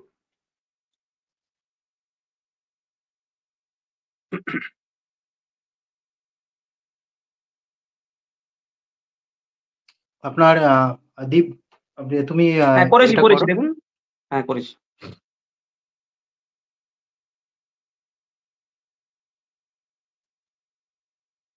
উনি একটি প্রমাণিত দিতে পারেননি আর্কিওলজিক্যাল এভিডেন্স, এবং উনি একটি প্রমাণের খণ্ডন দিতে পারেননি। উনি 3টি নিগ্রহ স্থানেই পড়ে আছেন, এবং যে আর্য জাতি উনি বলেছিলেন এখন তিনি বলছেন ওটা বইয়ের, অর্থাৎ উনি কোনো আগের দিন প্রমাণই দিতে পারেননি। উনি আগের দিন কোনো প্রমাণই দেননি, শুধু বইয়ের লেখা দেখিয়েছিলেন। চলুন যজুর্বেদ 25:7 থেকে আপনাদের দয়ানন্দ সরস্বতীজির ভাষ্য কি বলছে দেখিয়ে দেয় একটু। এখানে বলছে, হে মানুষ্য, অন্ধ সাপক গুদেন্দ্রিয়কে সাপ নিরন্তর লেও, অর্থাৎ অন্ধ সাপকে পশ্চাৎ ভাগ দিয়ে নিন এবং ঘোড়াকো লিঙ্গ সে নিরন্তর লোক, অর্থাৎ ঘোড়াকে লিঙ্গ দিয়ে নিন, যেটা একটা হাস্যকর অশ্লীল কথাবার্তা আর্য সমাজে ভর্তি আছে। আমি আর্য সমাজীদের জিজ্ঞাসা করতে চাই যে ঘোড়া আর সাপকে এভাবে ব্যবহার করাও সাংবিধানিক ভাবে আইনত দণ্ডনীয়। তো আপনারা এই ঘোড়া ও আর সাপকে উনি যে বলে দিয়ে গেছেন, আপনারা সাপ্তাহিক ভাবে নেন না মাসিক ভাবে নেন? বা আপনার ঘোড়া বা সাপ কি শুধুমাত্র আপনাদের মন্দিরেই পাওয়া যায়? এই অশ্লীলতার মানে কথাটা একটু বুঝাবেন। ওখানে বলছেন অন্ধ সাপ ও গুদেন্দ্রিয়কে সাথ নিরন্তর লোক, মানে পশ্চাৎ ভাগ দিয়ে অন্ধ সাপকে নিন। ঠিক আছে, তো এটা ওনাদেরই আর্য সমাজের সাইট থেকে নেওয়া, যজুর্বেদ 25:7। আচ্ছা এবার বলি, উনি যে বললেন 9 লক্ষ বছর আগে, আমি একটা প্রশ্ন আগে দিয়ে দিলাম যে 9 লক্ষ বছর বা 8 লক্ষ বছর, এটা আপনি দেখিয়ে দিন যে আপনার বেদ থেকে। দ্বিতীয় কথা, উনি যে বললেন 9 লক্ষ বছর আগে ছিল, আমি সেটা মানি কি মানি না? আমি তো দাদা পৌরাণিক, আমি তো শাক্ত শৈব বৈষ্ণব সব মানি, কিন্তু আপনি যে সনাতনী নয়, কারণ আপনি অসংখ্য শাক্তকে, অসংখ্য বৈষ্ণবকে, অসংখ্য শৈবকে মনে কষ্ট দিয়েছেন, মা কালীকে গালাগালি করে, রাধাকে গালাগালি করে, শিবকে গালাগালি করে। আপনি কোন অংশে সনাতনী হন? আপনি কোন অংশে সনাতন ধর্মের বলে হন সেটা আমাকে বলুন।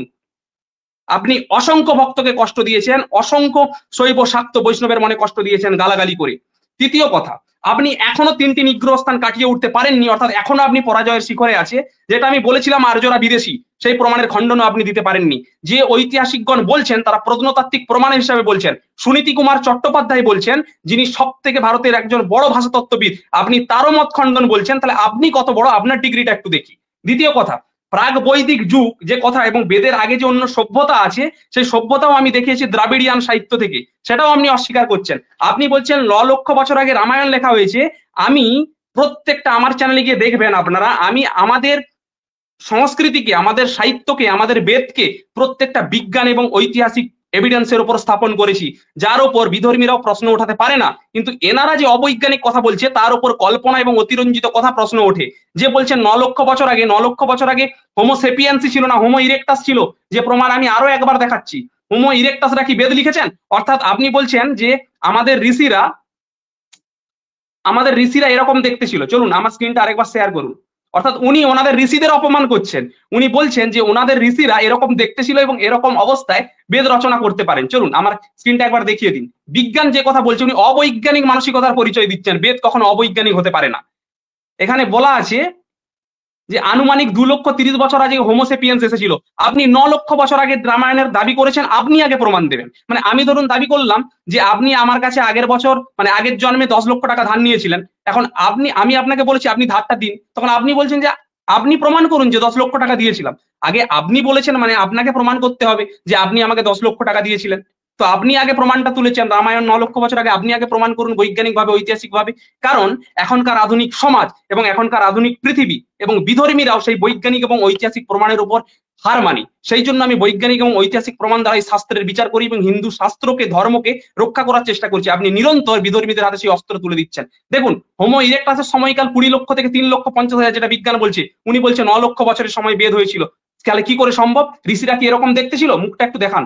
বা এটা কি মনে হয় যে এরকম সময় অবস্থায় ঋষিরা বেদ লিখতে পারে? তার গুণাবলীগুলো আপনারা দেখে নিন। এরা স্বীকার করতে পারতো প্রথম আগুনের ব্যবহার শিখেছিল, তখন ওনারা বেদ লিখবেন? যখন হোমোসেপিয়েন্স বলছেন যে 2,30,000 বছর আগে যখন তার মস্তিষ্কের বিকাশ শুরু হয়েছিল, যখন তারা পশুর চামড়া পেত, পশুর মাংস পুড়িয়ে খেত, তখন পর্যন্ত বেদ আসেনি। আপনি 9 লক্ষ বছর আগে বেদের হিসাব দিলেন কোন নিরিখে? এবং পুরাণ থেকে আমি আরো একটা প্রশ্ন রাখলাম। পুরাণ থেকে যেটা দেখালেন যে 9 লক্ষ বছর, মানে 8,64,000 বছর, সেই প্রমাণটা আপনি বেদ থেকে দেখিয়ে দিন, নালে আপনি মেনে নিন যে পৌরাণিকরা বৈদিকদের থেকে প্রাচীন। ধন্যবাদ, আমি আর বলবো না, বলতে দিন না। আপনার এখন 1 মিনিট আছে দীপ, তুমি বলতে পারো। আমি একটাই কথা বললাম, এখনো যে নিগ্রহ স্থানগুলো রয়েছে 3-4টা, একটার খণ্ডন উনি দেননি, একটাও আর্কিওলজিক্যাল এভিডেন্স দেননি। আগের দিন উনি যে বই থেকে, যদি যে বই মেনেছিলেন, যে বইকে প্রমাণের আকারে সিদ্ধ করেছিলেন, এখন হেরে গিয়ে বলছে যে ওই বই আমি মানি না। তাহলে আপনি প্রতিজ্ঞান্তর নিগ্রহ স্থানে পড়লেন। আর যদি এই বইটা মানেন তাহলেও আপনি দয়ানন্দ সরস্বতীজির বিরুদ্ধে যান, সেহেতু আপনি প্রতিজ্ঞা হানি নিগ্রহ স্থানে পড়বেন। তাহলে আপনি যেদিকেই যাবেন সেদিকেই নিগ্রহ স্থানে কাটছেন। আর দুর্জন্ত স্নায়টা কি, এটা একটু পড়ে নেবেন আর আপনি দেখে নেবেন ওটা রণবীর শাস্ত্রী না।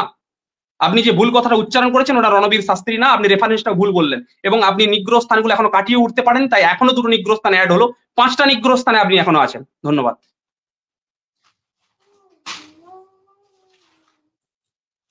ধন্যবাদ দীপকে। দীপ তার সেকেন্ড টার্ম যেটা ছিল 8 মিনিটের, সেটা সম্পূর্ণ করলো। তো এবার আমরা পবিত্র কুমার আর্যের কাছে চলে আসবো, যে দীপ যে উপস্থাপনাগুলো আবার করলো তাকে খণ্ডন করবার জন্য। তো পবিত্র কুমার আর্য এবার তার খণ্ডন দেবে। তো দেখা যাক। তো পবিত্র কুমারজি, আপনি শুরু করুন। আপনার সময় শুরু হচ্ছে 44 থেকে, আপনার সময় শেষ হবে 52 থেকে। ঠিক আছে, ঠিক আছে। সন্দীপন বাবু, আপনি 28 নম্বর পৃষ্ঠা বের করুন নতুন এর থেকে। ঠিক আছে, আমি আপনাদেরকে বলি, স্ক্রিনটা ইনি এতক্ষণ ধরে যে কথা বললেন, উনি ন্যায় দর্শনের কথা বলছিলেন না? তো ন্যায় দর্শনের বিষয়ে আমি আসবো পরে। উনি ন্যায় দর্শনের থেকে বলছে কি, যে একটা জিনিসকে একটা বই থেকে স্বীকার করলে অপরটাও স্বীকার করতে হবে, এটা নাকি প্রমাণ। উনি ন্যায় দর্শনের উদাহরণ দিচ্ছে। ন্যায় দর্শন কি কতটা পড়েছে তো সেটা পরে দেখা যাবে অন্য সময়। তো আমি স্বামী বিবেকানন্দের একটা কথা আমি আপনাদের সামনে তুলে ধরার চেষ্টা করছি। আচ্ছা, প্রথমে আপনি 28 নম্বর পৃষ্ঠাটা খুলুন। 28 নম্বর পৃষ্ঠা দেখুন, ইতিহাসের পাতা থেকে দেখা যাচ্ছে।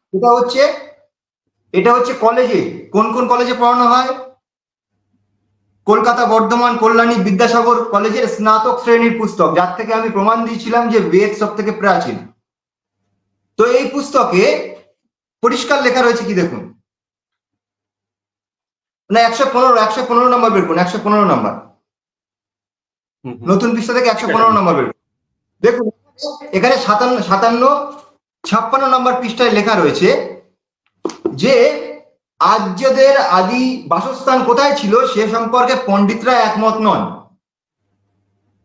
একদল ঐতিহাসিক মনে করেন ভারতবর্ষই হলো আর্য জাতির আদি বাসস্থান, অপর দলের মতে ইউরোপ আদি বাসস্থান, অনেকে আবার এই সম্পর্কে এশিয়া, মানে এখনো পর্যন্ত ঐতিহাসিকরা সিদ্ধান্তই নিতে পারেনি, কোনো গ্যারান্টি দিয়ে কেউ দেখাতেই পারবে না ইতিহাস থেকে, ইতিহাসের কথা থেকে, যে কোনো ঐতিহাসিক এখনো কনফার্ম সিদ্ধান্ত নিয়েছে আর্যরা কোথা থেকে এসছে। এরা এখনো একমত নয়। এবং মাধ্যমিকের, এটা তো আমি কলেজে দেখালাম, আর মাধ্যমিকের ইতিহাস বইতে সেখানে বলা হচ্ছে কি যে আর্যদের আদি বাসস্থান কোথায় ছিল সে সম্পর্কে পণ্ডিতরা একমত নন। এ নিয়ে পর্যন্ত 200-র অধিক পুস্তক লেখা হয়ে গেছে, 200-র অধিক পুস্তক লেখা হয়ে গেছে, এখনো পর্যন্ত তারা সিদ্ধান্ত নিতে পারেনি। ভাই এরা ঐতিহাসিকদের থেকে বেশি বুঝে গেছে। আমি কলেজে যেসব ইতিহাস বই পড়ানো হয় সেখান থেকে দেখাচ্ছি, ঐতিহাসিকরা বলছে যে মানে আর্যদের বাসস্থান, আর্যরা বাইরে থেকে এসে এখনো কোনো প্রমাণ খুঁজে পায়নি। আচ্ছা, এবার স্বামী বিবেকানন্দ কি বলছে দেখুন, 103 নম্বর বের করুন। আচ্ছা 103 নম্বর নয়, দাঁড়ান, 105 নম্বর বের করুন, 105 নম্বর। হ্যাঁ এই দেখুন, এখানে স্বামী বিবেকানন্দ কি বলছেন, উনি দর্শন বোঝাচ্ছিলেন না, যে একটা বইয়ের মানে একটা জিনিস মানলে অপরটা মানতে হবে। দেখুন স্বামী বিবেকানন্দ কি বলছে, এটা হচ্ছে স্বামী বিবেকানন্দের বাণী ও রচনা, তিনি স্বামী বিবেকানন্দের থেকে বেশি বুঝে গেছে। স্বামী বিবেকানন্দ বলছে যে বেদের মধ্যে যেখানে প্রভেদ, মানে পৌরাণিক শাস্ত্র এবং বেদের মধ্যে যেখানে প্রভেদ লক্ষিত হইবে সেখানে পুরাণের মত অগ্রাহ্য করিয়া বেদের মতকে গ্রহণ করতে হবে। তো পুরাণ এবং বেদের সঙ্গে যদি কোনো রকম সংঘর্ষ বাঁধে তো পুরাণের যে মতটা বেদের অনুকূল সেটাকে গ্রহণ করা হবে, বেদের আর যেটা বেদের মানে অনুকূল নয় পুরাণের মধ্যে সেটাকে অগ্রাহ্য করা হবে। তারপরে বিবেকানন্দজি তিনি স্বীকার করলেন যে বেদের অনুকূল হলে সেটা গ্রহণ করার যোগ্য, বেদের মানে প্রতিকূল হলে সেটা অগ্রাহ্য। তাহলে উনি যে মানে ন্যায় দর্শনের সিদ্ধান্ত কেটে গেল ভাই, বিবেকানন্দ কেটে দিল ভাই, এটা আমি কাটিনি, বিবেকানন্দ কেটে দিল ভাই। মানে কোন পুস্তকে যেটা সত্য সেটাই গ্রহণযোগ্য, মিথ্যা কখনো গ্রহণযোগ্য হতে পারে না। এটা তো মানে সরল সরল বুদ্ধি এটা ভাই, তুমি ন্যায় দর্শন শেখাচ্ছ আমাকে। আচ্ছা তারপরে বলছি উনি যে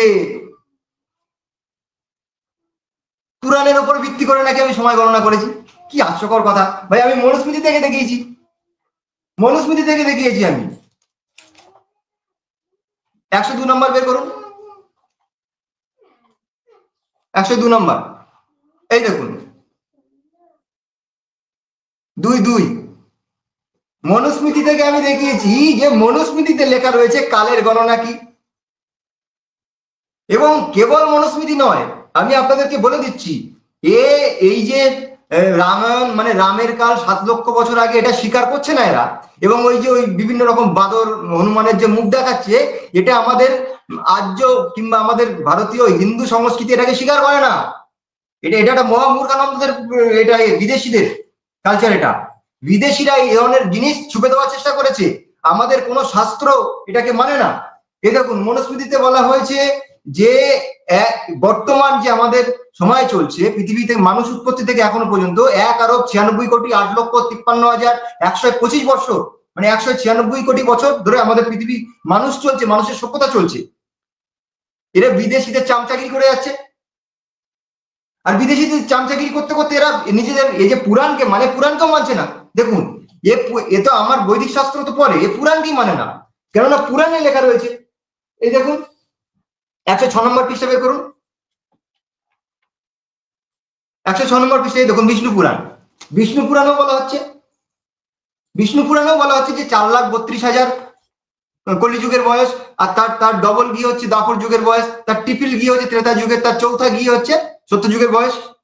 ভাই এ তো শাস্ত্রই মানে না, ইনি তো শাস্ত্রই মানে না, ইনি নিজেকে হিন্দু বলে দাবি করছে, সনাতনী বলে দাবি করছে, আমাদের কোনো ধর্মশাস্ত্রই মানে না। এবার দেখুন আমি শিবপুরাণ থেকে দেখাচ্ছি, শিবপুরাণ থেকে আপনাদেরকে প্রমাণ দিচ্ছি। দেখুন 108 নম্বর পৃষ্ঠা বের করুন, 108 নম্বর পৃষ্ঠা, শিবপুরাণের 1056 নম্বর পৃষ্ঠা, ধর্মসংহিতা। এখানে দেখুন বলা রয়েছে যে ত্রেতা যুগে রাম রূপ ধারণ করিয়াছিলেন বিষ্ণু, ত্রেতা যুগে। তো ত্রেতা যুগের যে হিসাব, সেই হিসাব বিষ্ণু পুরাণ দিচ্ছে, সেই হিসাব দিচ্ছে মনুস্মৃতি দিচ্ছে। ভাই বিদেশিরা আমাদের হিসাব দেবে, সেই হিসাবে আমরা কেন মেনে নেবো ভাই? আমাদের শাস্ত্র আমাদেরকে প্রমাণ দিচ্ছে, আমাদের শাস্ত্র প্রমাণ দিচ্ছে রামের কাল হচ্ছে ত্রেতা যুগ। ভাই এনারা বলছে আমরা সনাতন ধর্মের রক্ষক, সনাতন ধর্মের রক্ষক বিদেশের চামচাগিরি করছে, বিদেশিরা কি বলেছে তাতে নাচানাচি করছে, নিজেদের শাস্ত্রে কি লেখা রয়েছে তার দিকে কোনো লক্ষ্য নেই। এই দেখুন বায়ু পুরাণ 107 নম্বর দেখান, 107 নম্বরটা বের করুন। বায়ু পুরাণে লেখা রয়েছে দেখুন, ত্রেতা যুগে চতুর্বিংশং রাবণস্য স্পশঃ স্যাৎ রামং দশরথিং প্রাপ্যং সগণঃ সয়মিয়বান। এর পরিষ্কার লেখা রয়েছে যে রাম ত্রেতা যুগ এসেছিল। ভাই তুমি কত শাস্ত্র পড়েছো ভাই? ত্রেতা যুগের কাল আমাকে বোঝাও, ত্রেতা যুগ কতদিন আগে ঘটে গেছে সেইটা তুমি আমাকে অঙ্ক করে বোঝাও, দেখি তুমি কত শাস্ত্র পড়েছো, কত ন্যায় দর্শন পড়েছো, কত কি পড়েছো, এটা বোঝাও। আচ্ছা এবার উনি দয়ানন্দ সরস্বতীর উপরে আক্ষেপ লাগিয়েছে। দয়ানন্দ সরস্বতীজি এই যজুর্বেদে নাকি বলেছে যে নোংরা কথা বলেছে। ভাই তোমাদের বই এখন আমি খুলিনি, তোমাদের বই খুললে নোংরা ভাষ্য কাকে বলে সেটা দেখতে পাবে। এখানে দেখুন বেদের মন্ত্র বুঝতে গেলেও অনেক বুদ্ধির ব্যাপার আছে, পড়াশোনার ব্যাপার আছে। এখানে পরিষ্কার বলা রয়েছে যে একটা মন্ত্র যখন থাকে তার পদার্থ অন্বয় থাকে, পদার্থ অন্বয়ে এক একটা শব্দের পদার্থ বের করা হয়। তো সেই পদার্থ যেখানে বের করা হয় ওইটাই অর্থ নয়, পদার্থকে আগে বের করে নেন নিরুক্ত নিঘণ্ট থেকে, বের করে নিয়ে যারা ঋষি হন, যারা আর কি ভাষ্য করবেন, তারা ওইটা সমন্বয়ে একটা অর্থ বের করেন। এখানে দেখুন অর্থ পরিষ্কার লেখা রয়েছে, যাহার দ্বারা যে কর্ম সিদ্ধ হয় সেই অঙ্গ পদার্থ দ্বারা সেই কর্ম সিদ্ধ করা উচিত। মহর্ষি দয়ানন্দ সরস্বতীজি ভাষ্য করেছেন। এই দেখুন আমি তো এই পেজটা দিতে পারিনি তখন। আচ্ছা এখন সময় কি রয়েছে? আচ্ছা আমি এক্ষুনি পাঠিয়ে দিচ্ছি। আপনারা 2 মিনিট সময় আমি দিয়ে দিচ্ছি, আমি করে দিচ্ছি। ঠিক আছে ঠিক আছে, হ্যাঁ আমি ওকে এবার বাংলা থেকে দিয়ে দিচ্ছি। প্রদীপন ভাই দেখি দাও হোয়াটসঅ্যাপ থেকে। আমি দেখি করে দিচ্ছি। তো দয়ানন্দজির উপর আক্ষেপ করছে, এখনো বেদ পড়া শেখেনি, বেদ পড়তে গেলে দাঁত খুলে হাতে বেরিয়ে সে বলছে যে বেদে দয়ানন্দ সরস্বতী মানে নোংরা ভাষ্য করেছে। ভাই ভাষ্য কাকে বলে ভাই? ভাবার্থটাকে ভাষ্য বলে, যেটা ভাবার্থ লেখা থাকে সেটার নাম, সেটাই হচ্ছে তার অর্থ। দয়ানন্দ সরস্বতী অর্থ করেছে যাহার দ্বারা যে কর্ম সিদ্ধ হয় তাহার দ্বারা সেই কর্ম করা উচিত। আর পদার্থ অন্বয়ে কি লেখা রয়েছে সেটা দেখে কখনো ভাবার্থ যে কেউ করতে পারে না। পদার্থ অন্বয়ে যা লেখা থাকে সেটা সবাই ওইটা পদার্থই বের করে। তো এই সায়নাচার্য এর অর্থ কি করেছে সেটা দেখলে তো আপনাদের মানে গর্তে ঢুকে যেতে হবে ভাই। তো আমি এতদূর যাবো না, সময় শেষ হয়ে গেছে। তো পরবর্তীতে শুরু হোক, আমি এখানেই সমাপ্ত করছি। আপনার ওর 1 মিনিট সময় আছে, আপনি যদি পারেন কিছু বলতে পারেন। আচ্ছা এখনো 1 মিনিট সময় আছে, আচ্ছা ঠিক আছে। তো আমি আপনাদেরকে দেখালাম। তিনি বলতে চাইছেন যে আমি শৈবদের নামে আমি মিথ্যা কথা বলেছি, শৈবদের মনে নাকি দুঃখ দিয়েছি। ভাই শিব পুরাণে লেখা রয়েছে, আমি কোথায় দুঃখ দিলাম? শিব পুরাণে লেখা রয়েছে দেখুন কি, শিব পুরাণে 1056 পৃষ্ঠা, ওই পৃষ্ঠাটাই বের করুন আমাদের। এখানে লেখা রয়েছে যে কৃষ্ণ, শিব পুরাণে লিখছে যে শ্রীকৃষ্ণ রাধা নামের একজন কামিনী বলেছে রাধাকে। কামিনী মানে কত নোংরা আপনারা বুঝে নিন। তো কামিনীকে জোরপূর্বক বলাৎকার করেছে, শিব পুরাণে লেখা রয়েছে। ভাই আপনাদের পুরাণকে জ্বালিয়ে দিন, পুড়িয়ে দিন, আমাকে বলছেন কেন ভাই? আপনাদের পুরাণ বলছে যে শ্রীকৃষ্ণ রাধাকে বলাৎকার করেছে জোরপূর্বক, বলপূর্বক। ভাই শিব পুরাণকে জ্বালিয়ে পুড়িয়ে দিন, আমাকে বলছেন কেন? আমাকে বলার কোনো প্রয়োজন হয় না ভাই, কিন্তু আপনাদের বইতে লেখা রয়েছে। ভাই আমি কোথায় অপমান করলাম? আমি শ্রীকৃষ্ণের ভক্ত একজন, ওই জন্য আমি আপত্তি জানিয়েছি যে এটা একটা ফেলে দেওয়ার মতো বই, এই বই সব আমরা মানি না। যেহেতু যদি শৈবদের মনে আঘাত লাগে, তো শৈবদের পাখন্ডে আঘাত লেগেছে, আমি কি করবো? আপনার সময় সমাপ্ত হয়েছে পবিত্র কুমার আর্য। তো আমরা এবার আমাদের দ্বিতীয় টার্ম শেষ হয়ে গেছে। প্রথমে 10 মিনিট করে দুজন বলেছিলেন, তারপরে আবার দীপ এবং পবিত্র কুমার আর্য দুজন 8 মিনিট করে বলেছে। তো এইবার আমরা আসবো, যেহেতু লাইভটা জমে গেছে, যেহেতু দুজনই ভালো উপস্থাপনা করছে, দুজন দুদিক থেকেই ভালো উপস্থাপনা আসছে, তো সেই জন্য আমি একটু চিন্তা ভাবনা করেছি যে আরেকটু টাইম নিয়ে করা উচিত। তো যেহেতু 5 মিনিট করে সময় দেওয়ার কথা ছিল, সেটা আমি এবার 7 মিনিট করে করব, কারণ অনেক প্রমাণ দেখছি উপস্থাপনা হচ্ছে। তো যাক, একটু লাইভটা এখন বড়ই হচ্ছে, হোক, অসুবিধা নেই। তারপরে আমরা ধীরে ধীরে ছোটর দিকে আসবো। তো তো যাক, এবার আমি 7 মিনিট সময় দেব দীপকে। দীপকে অনুরোধ করব যে তুমি তোমার 7 মিনিট সময় নাও, তারপর আমরা, তোমার সময় শুরু হচ্ছে 56 থেকে এবং 10টা 3 গিয়ে তোমার সময় শেষ হবে, কেমন? ধন্যবাদ। দাদা আমার স্লাইডটা একবার শো করবে।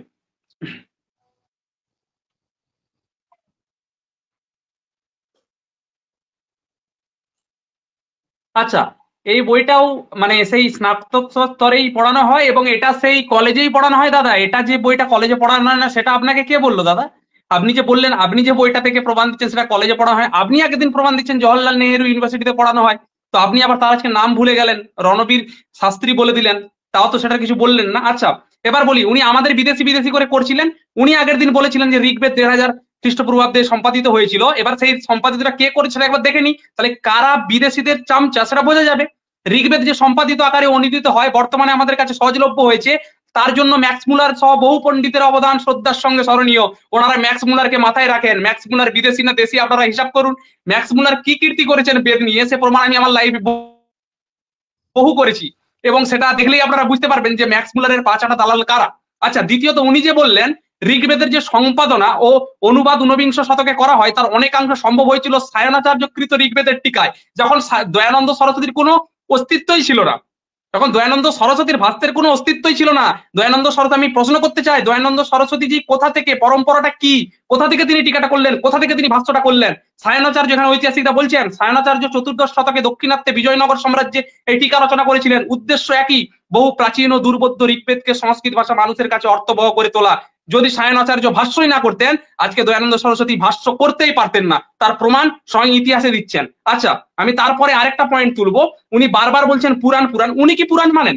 উনি তো পুরাণ মানেনি না, তাহলে উনি কেন পুরাণ থেকে প্রমাণ দিচ্ছেন? উনি কেন পৌরাণিকদের কাছ থেকে সবসময় পুরাণ থেকে ভিক্ষা চেয়েছে, ধার চেয়েছে? উনি আমার ডিবেটটাকে ওনার প্রমাণ জড়ো করেছেন, পৌরাণিকদের কাছ থেকে ধার করে ঋণী হয়ে সেই পৌরাণিকদের আবার গালাগালি করেন, কৃষ্ণকে গালাগালি করেন, রাধাকে গালাগালি করেন। আপনি কি জানেন যে ম্যাক্স মুলারের মতো বিদেশি আক্রমণকারীরা এবং শত্রুরা যারা ইনভেডার ছিল এবং ম্যাক্স মুলারের মতো ধূর্ত ব্যক্তিরা এই পুরাণে কত প্রক্ষিপ্ত জিনিস ঢুকিয়ে দিয়ে গেছে, সেইটা আপনি মানেন না, অথচ পুরাণ থেকে আপনি তা আপনার চেরি পিকিং এর জন্য আপনি জিনিসগুলো প্রমাণ দিচ্ছেন। আপনার বেদ সেখানে অসহায়, আপনার বেদ সেখানে প্রমাণ দিতে পারছেন না যুগের হিসাব, সেটা পুরাণের কাছ থেকে, মনুসংহিতার কাছ থেকে ধার হচ্ছে।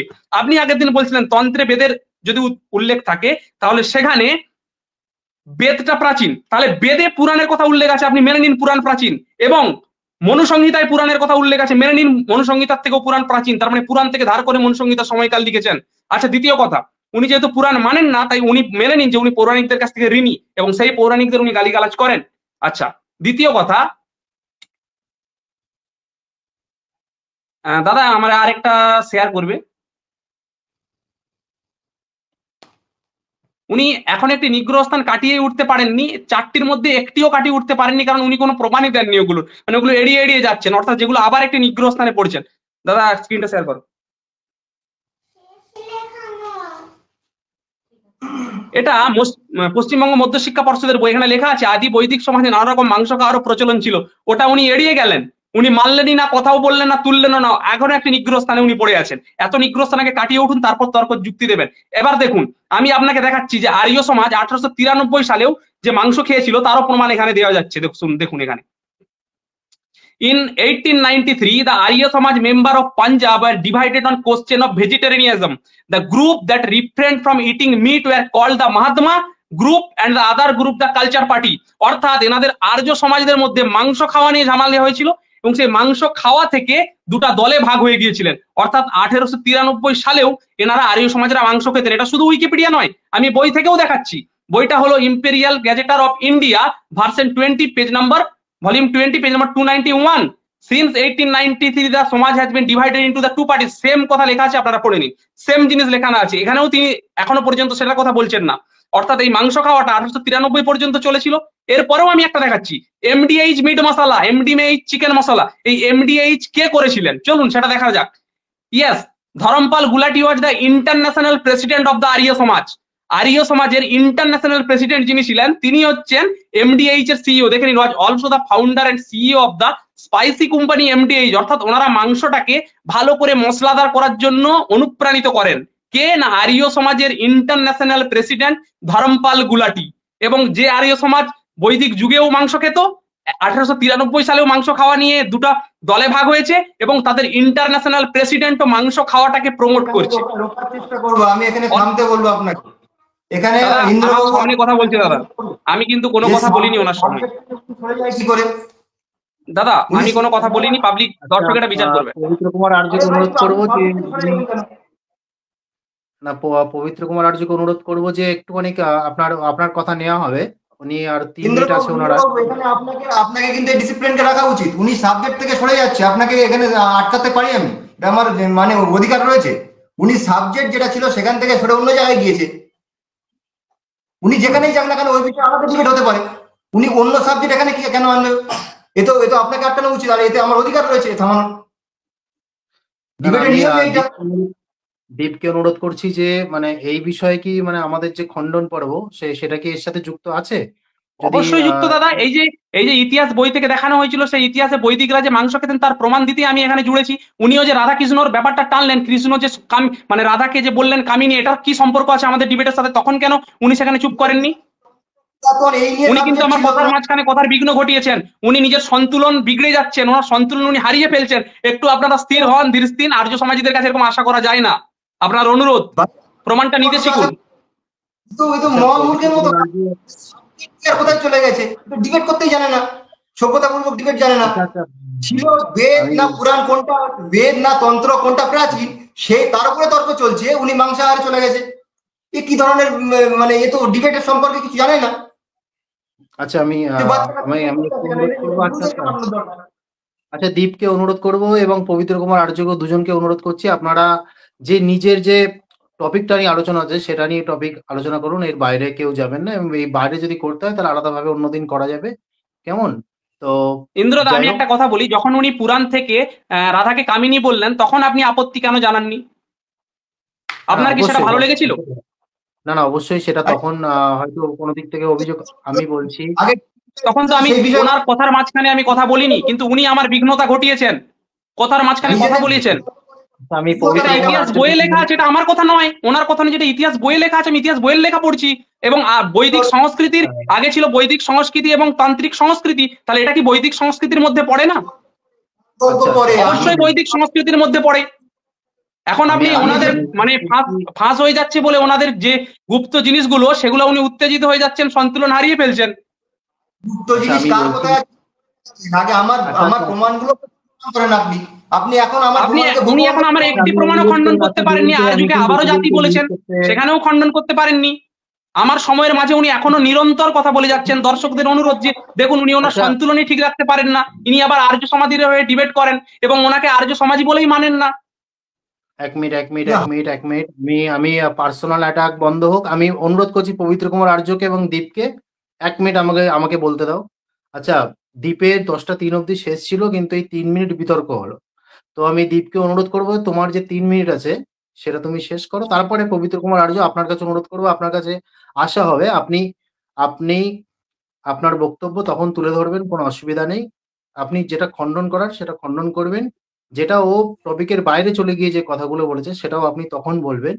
তো চলুন আমরা 4 থেকে শুরু হবে। দীপ, তোমার 3 মিনিট আলোচনা। তো আমরা পবিত্র কুমার 3 মিনিট পরে পবিত্র কুমার জি আপনার কাছে যাব। তো শুরু করুন দীপ বাবু, আপনার 3 মিনিট বাকি আছে। প্রথম কথা, আমি এইদিকে যেতামই না যদি উনি পুরাণ থেকে অশ্লীল কথা না বলতেন। উনি পুরাণের টপিকই নয়, তন্ত্র টপিক, উনি পুরাণ টানছেন। নিজে পুরাণ মানেন না, নিজে মানে প্রতিজ্ঞান্ত নিগ্রহ স্থানে পড়ে যাচ্ছেন, নিজে চেরি পিকিং করছেন, তারপরে উনি পুরাণ থেকে আমাদের কাছে ধার করে নিয়ে তার কথা বলছেন। এখন আমি যখন সত্যটা দেখাচ্ছি, ইতিহাস বইয়ের লেখা, এটা আমার লেখা না। আদি বৈদিক সমাজ নানা রকম মাংস খাওয়ার প্রচলন ছিল, মেনে নিন, ওনার পূর্বপুরুষ মাংস খেতেন। এবং এটাও দেখালাম আমি 1893 সালে সেম জিনিস হয়েছে, এবং সেটা বই থেকেও দেখালাম। এবং তার এমডিএইচ এর যে মশালা, তাদের ইন্টারন্যাশনাল যে প্রেসিডেন্ট, তিনি পর্যন্ত প্রমোট করেছেন। তিনি নাকি মানে ইন্সপায়ার করেন, হ্যাঁ মাংসকে মশলাদার করে ইন্সপায়ার করেন। আর এনারা আবার ডিবেট করতে যান মাংস খাওয়া না নিয়ে, যে মাংস খাওয়া নেই, অথচ এনাদের ইন্টারন্যাশনাল প্রেসিডেন্ট মাংস খাওয়াকে প্রমোট করছে। চলুন আরেকটা জিনিস দেখিয়ে দিই। এই প্রাগ বৈদিক শব্দটাই হচ্ছে যে বৈদিক সভ্যতার যে আগে সভ্যতা ছিল সেটা কে বলছে? আমি বলছি না। দেখে নিন কোন কোন আছে এখানে। গভর্নমেন্ট আছে, এখানে ইউজিসি সার্টিফাইড আছে, এনসিটি অ্যাপ্রুভড আছে, যেটা মুখবেড়িয়া যে মহাবিদ্যালয় সেখান থেকে। আমি বলছি না, মুখবেড়িয়া মহাবিদ্যালয় বলছে যে প্রাগ বৈদিক সভ্যতা। প্রাগ বৈদিক শব্দের অর্থ কি? অর্থাৎ বৈদিকের আগে কোনো সভ্যতা, যদি প্রাক বৈদিক সভ্যতাই না থাকতো তাহলে তার আগে বৈদিক থাকতো না, তারপরে নিশ্চয়ই বেদ এসেছে, তারপরে নিশ্চয়ই বৈদিক জিনিসটা এসেছে। এনার কথা অনুযায়ী আমি একটা পেপার দেখাচ্ছি, সেখানে কি লেখা আছে দেখে নিন, যে আর্য ভারতে আসার আগে ভারতবর্ষে উন্নততর সভ্যতার বিকাশ ঘটেছিল। এই সভ্যতা সিন্ধু সভ্যতা নামে পরিচিত। মানে আর্যরা ভারতে আসার আগে আগেই একটা সভ্যতা ছিল, যেটা আমি বললাম যে সঙ্গম সাহিত্য, দ্রাবিড়িয়ান সাহিত্য, অস্ট্রিক সাহিত্য, সে ভাষাগুলো খণ্ডনই করতে পারেননি উনি। নিগ্রস্থানে 5টা নিগ্রস্থানে পড়ে আছেন এখনো, এবং সেগুলোকে কারা মানছেন? স্যার জন মার্শাল, রাখাল দাস বন্দ্যোপাধ্যায়, দয়ারাম সায়ানি। মানে ভারতবর্ষের ইতিহাস যারা তুলে ধরেছেন, এই ঋগ্বেদ, যত রকম বেদ আছে, এই যে আমাদের হরপ্পা, মহেঞ্জোদারো, সিন্ধু সভ্যতা যতগুলো তুলে ধরেছেন, তারা এই ঐতিহাসিকরা। এই ঐতিহাসিকদের যদি আপনি দ্বিমত করেন, তাহলে আপনি কোনো ভারতের ইতিহাসই মানেন না, আপনি ভারতীয় না, আপনি সংবিধান বিরোধী। স্পষ্ট হয়ে যাবে এখানে। প্রাক বৈদিক যুগের যে কথা সেটা সম্পূর্ণ বলেছেন Rakhal Das Bandyopadhyay, Dayaram Sahni sir, John Marshall, জেনারা হিন্দু যে আমাদের সভ্যতা, যে সভ্যতাটাও তুলে এনেছিলেন, সনাতন যে সভ্যতা এনারাই তুলে এনেছেন। তাহলে এনাকার দিকে যদি অস্বীকার করেন, আপনি নিজেকে সনাতনী বলে প্রমাণই করতে পারবেন না। এনারাই বলছেন যে প্রাক বৈদিক সভ্যতা, দেখে নিন। এবং কি বলেছে যে আর্যরা ভারতে আসার আগে ভারতবর্ষের উন্নততর সভ্যতা বিকাশ ঘটেছিল। তাহলে এনারা কিভাবে করেন যে বৈদিক সাহিত্য সব থেকে পুরনো, যেখানে নিজে বলে গেছেন যে মানে জওহরলাল নেহরু ইউনিভার্সিটি যে বই থেকে উনি প্রমাণ দেখিয়েছিলেন, অর্থাৎ উনি একটি প্রতিজ্ঞান্ত নিগ্রস্থানে পড়ে আছেন, সে প্রতিজ্ঞান্ত নিগ্রস্থান এখনো তুলতেই পারেননি উনি। তার আগের যে 4টা 5টা নিগ্রস্থান উনি বললেন, আবারও বললেন আর্য একটি জাতি, সেই জাতির খণ্ডনও আপনি করে দেখান, আপনি প্রমাণ করে দেখান আর্য একটা জাতি নয়, প্রমাণ করে দেন। আমি তো বলছেন আর্য একটা জাতি, আপনি প্রমাণ করে দিন আর্য একটা জাতি, এক্ষুনি প্রমাণ করে দিন। এখানে লেখা আছে আর্য একটা ভাষা গোষ্ঠী, আপনি আবারও বলেছেন আর্য একটা জাতি, যে বাইরে থেকে আসে না, কোথায় থেকে আর্য জাতি ছিল সেটাই জানেন না, আবার প্রমাণ করুন আপনি আর্য একটা জাতি। 4টা 5টা নিগ্রস্থান আপনি খেয়ে বসে আছেন, কোন নিগ্রস্থান করতে পারেন না। পুরাণ থেকে অশ্লীল কথা আপনি তুলে এনেছেন, আমি তুলিনি প্রথম, সেটা সমস্ত দর্শক দেখেছে। আপনি আমার কথার মাঝখানে কথা বলেছেন সন্তুলন হারিয়ে, সেটাও একটা সম্পূর্ণ কালচারের মধ্যে পড়ে না আর্য সমাজে। ঠিক করে আগে কথা বলুন, ঠিক করে কথা বলতে শিখুন, তারপর প্রমাণ দিবেন। চলুন বলুন উনি। ঠিক আছে, আপনার এখনো হ্যাঁ শেষ হয়েছে সময়। অনেক অনেক ধন্যবাদ। তো এবার আমরা পবিত্র কুমার আর্যবাবুর কাছে আসবো। তো 7 মিনিট পবিত্রকে দেওয়া হয়েছিল এবং 3 মিনিট বিতর্ক হয়েছে, সেই 3 মিনিট আমরা পরে অ্যাড করে দিয়েছি। তো এবার আমরা পবিত্রজির কাছে আসবো। পবিত্রজি, আপনার সময় শুরু হচ্ছে 8 থেকে এবং 10টা 15 গিয়ে শেষ হবে, কেমন? তো আপনি আপনার বক্তব্য আপনার যে তথ্য সেটা উপস্থাপনা করুন। ধন্যবাদ। হ্যাঁ, ধন্যবাদ। তো আপনারা ভিডিওটা দেখছেন, আপনারা লাইভ দেখছেন। আমি যে মাঝখানে আটকেছি, আমার পূর্ণ অধিকার ছিল। এটা আপনারা ভালোভাবে বিচার করলে বুঝতে পারবেন, যখন কোনো একটা সাবজেক্টের উপরে চলে, তো সেই সাবজেক্ট যখন লঙ্ঘন হয়, তখন বিপরীত পক্ষ তাকে আটকানোর কিন্তু পূর্ণ তার অধিকার থাকে। তো সেই অধিকারই আমি দেখিয়েছি, কোনো আমি ভুলভাল কথা বলিনি। আমার আটকানোটা আমার অধিকারের মধ্যে ছিল, প্রথম কথা। দ্বিতীয় কথা, উনি বলছেন যে ম্যাক্স মুলারের নাকি আমরা চামচা। আমি ওনাকে বিদেশের চামচা প্রমাণ করেছি। কিভাবে প্রমাণ করেছি? না, আমি শাস্ত্র থেকে দেখিয়েছি। এখনো পর্যন্ত যতক্ষণ মানে আমাদের চলছে ডিবেট, উনি এখনো শাস্ত্রের পাতা খুলতে পারেনি। শাস্ত্র এখনো চোখে দেখেছে কিনা আমি জানি না, শাস্ত্রের এখনো পাতা খুলতে পারেনি। সব মানে উইকিপিডিয়ার জগৎ থেকে এক একটা করে সেভ করে এনে এনে দেখাচ্ছে। আচ্ছা, ছেড়ে দিই আমি, তারপরের কথা পরে হবে। তো সন্দীপনজি, আমি যেটা হোয়াটসঅ্যাপে পাঠিয়েছি এক্ষুনি খুলুন। হোয়াটসঅ্যাপে আপনাকে পাঠিয়েছি। এটা হচ্ছে ঋগ্বেদাদি ভাষ্য ভূমিকা। আপনাদের প্রত্যেকটা খণ্ডন আমি দিচ্ছি, দেখুন। এটা ঋগ্বেদাদি ভাষ্য ভূমিকা। তো এই ঋগ্বেদাদি ভাষ্য ভূমিকাতে 89 নম্বর পৃষ্ঠা। সন্দীপনজি, আপনার পেজটা আসছে না তো? হ্যাঁ, ঋগ্বেদাদি ভাষ্য ভূমিকা 89 নম্বর পৃষ্ঠাতে মহর্ষি দয়ানন্দ সরস্বতী জি ম্যাক্স মুলারকে আচ্ছা করে খণ্ডন করে দিয়েছে, যে ম্যাক্স মুলার একটা মূর্খ ছিল, সংস্কৃতে সজান্ত না। তিনি একদম পুরো চাঁচা ছোলা করে ম্যাক্স মুলারকে খণ্ডন করেছে। কোনো পৌরাণিকের দম হয়নি এখনো পর্যন্ত ম্যাক্স মুলারকে খণ্ডন করার মতো। মহর্ষি দয়ানন্দ সরস্বতী করে দেখিয়েছে। আর ম্যাক্স মুলারের নাকি চামচা নাকি দয়ানন্দ সরস্বতী। মানে এরা আর্য সমাজে গালাগালি দিতে হবে, তার জন্য মানে ভুলভাল যা খুশি বলে দেয়। আর এমনি এদের ইউটিউব চ্যানেলে এরা যা খুশি বলে যায়, তো আর দর্শকরা শুনতে থাকে, তারা তো জানে না। তো এইগুলো হচ্ছে সব থেকে বড় ব্যাপার। আচ্ছা, আরো একটা মজার ব্যাপার, আমি পুরাণ থেকে যা দেখিয়েছি ভাই, আপনি বলেছেন বলে দেখিয়েছি। এটাও আমি মানে যেটা বিষয় থেকে বাইরে যায়নি। আপনি প্রশ্ন উঠিয়েছেন যে আমি শৈবদের মনে দুঃখ দিয়েছি, তো আমি দেখালাম ভাই আমি দুঃখ দিইনি, এটা শিব পুরাণ তাদের দুঃখ দিয়েছে, তো আমার নামে কেন দোষ? আচ্ছা, তারপরে আরো আমি একটা জিনিস দেখলাম যে আপনার মুখ থেকে শুধু কমিউনিস্টদের মতো গন্ধ বেরোচ্ছে। কমিউনিস্ট যারা রয়েছে তারা বারবার বলে থাকে যে আর্যরা বিদেশ থেকে এসছে, আর্য সভ্যতা এই আগে মানুষের হনুমানের মতো দেখতে ছিল। আচ্ছা, তারপরে হচ্ছে কি যে আর্যরা এই দেশে আসার আগে এই দেশের অনেক মানে ছিল। এইসব যে কাহিনী আপনি তুলে ধরলেন, এ তো কমিউনিস্টের গন্ধ ভাই তো আপনার মুখে। আপনি বলছেন এইগুলো নাকি আমাদের বৈদিক সংস্কৃতি, আমাদের আমাদের দেশের সংস্কৃতি। কোথায় আমাদের দেশের সংস্কৃতি এগুলো? আমাদের দেশের কোনো বিদ্বান না, পৌরাণিক বলুন আর আর্য বলুন, কোনো বিদ্বানরা এই কথা স্বীকার করে না। আপনি যে কথা বলছেন, আপনি বলছেন আপনি ধার্মিক, আপনি ধর্মকে প্রচার করেন, তো আপনি যে কথাগুলো এতক্ষণ ধরে বললেন এবং আমাদের দর্শকরা শুনলেন, তো আপনার কথায় ধার্মিকতার কোনো ছাপই নেই, কিংবা সনাতন ধর্মের কিংবা ভারতীয় সভ্যতার কোনো ছাপ নেই। আপনি তো বিদেশি গন্ধটাকে আপনি ওড়াচ্ছেন ভাই, আপনি তো বিদেশের চামচাগিরি করছেন। এগুলো আমাদের কোনো কোনো বিদ্বান সাপোর্ট করেন না।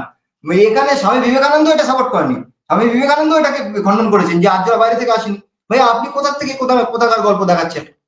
তারপরে মাংস খাওয়ার কথা বলছে, কি হাস্যকর ব্যাপার দেখুন, মাংস খাওয়ার কথা বলছে।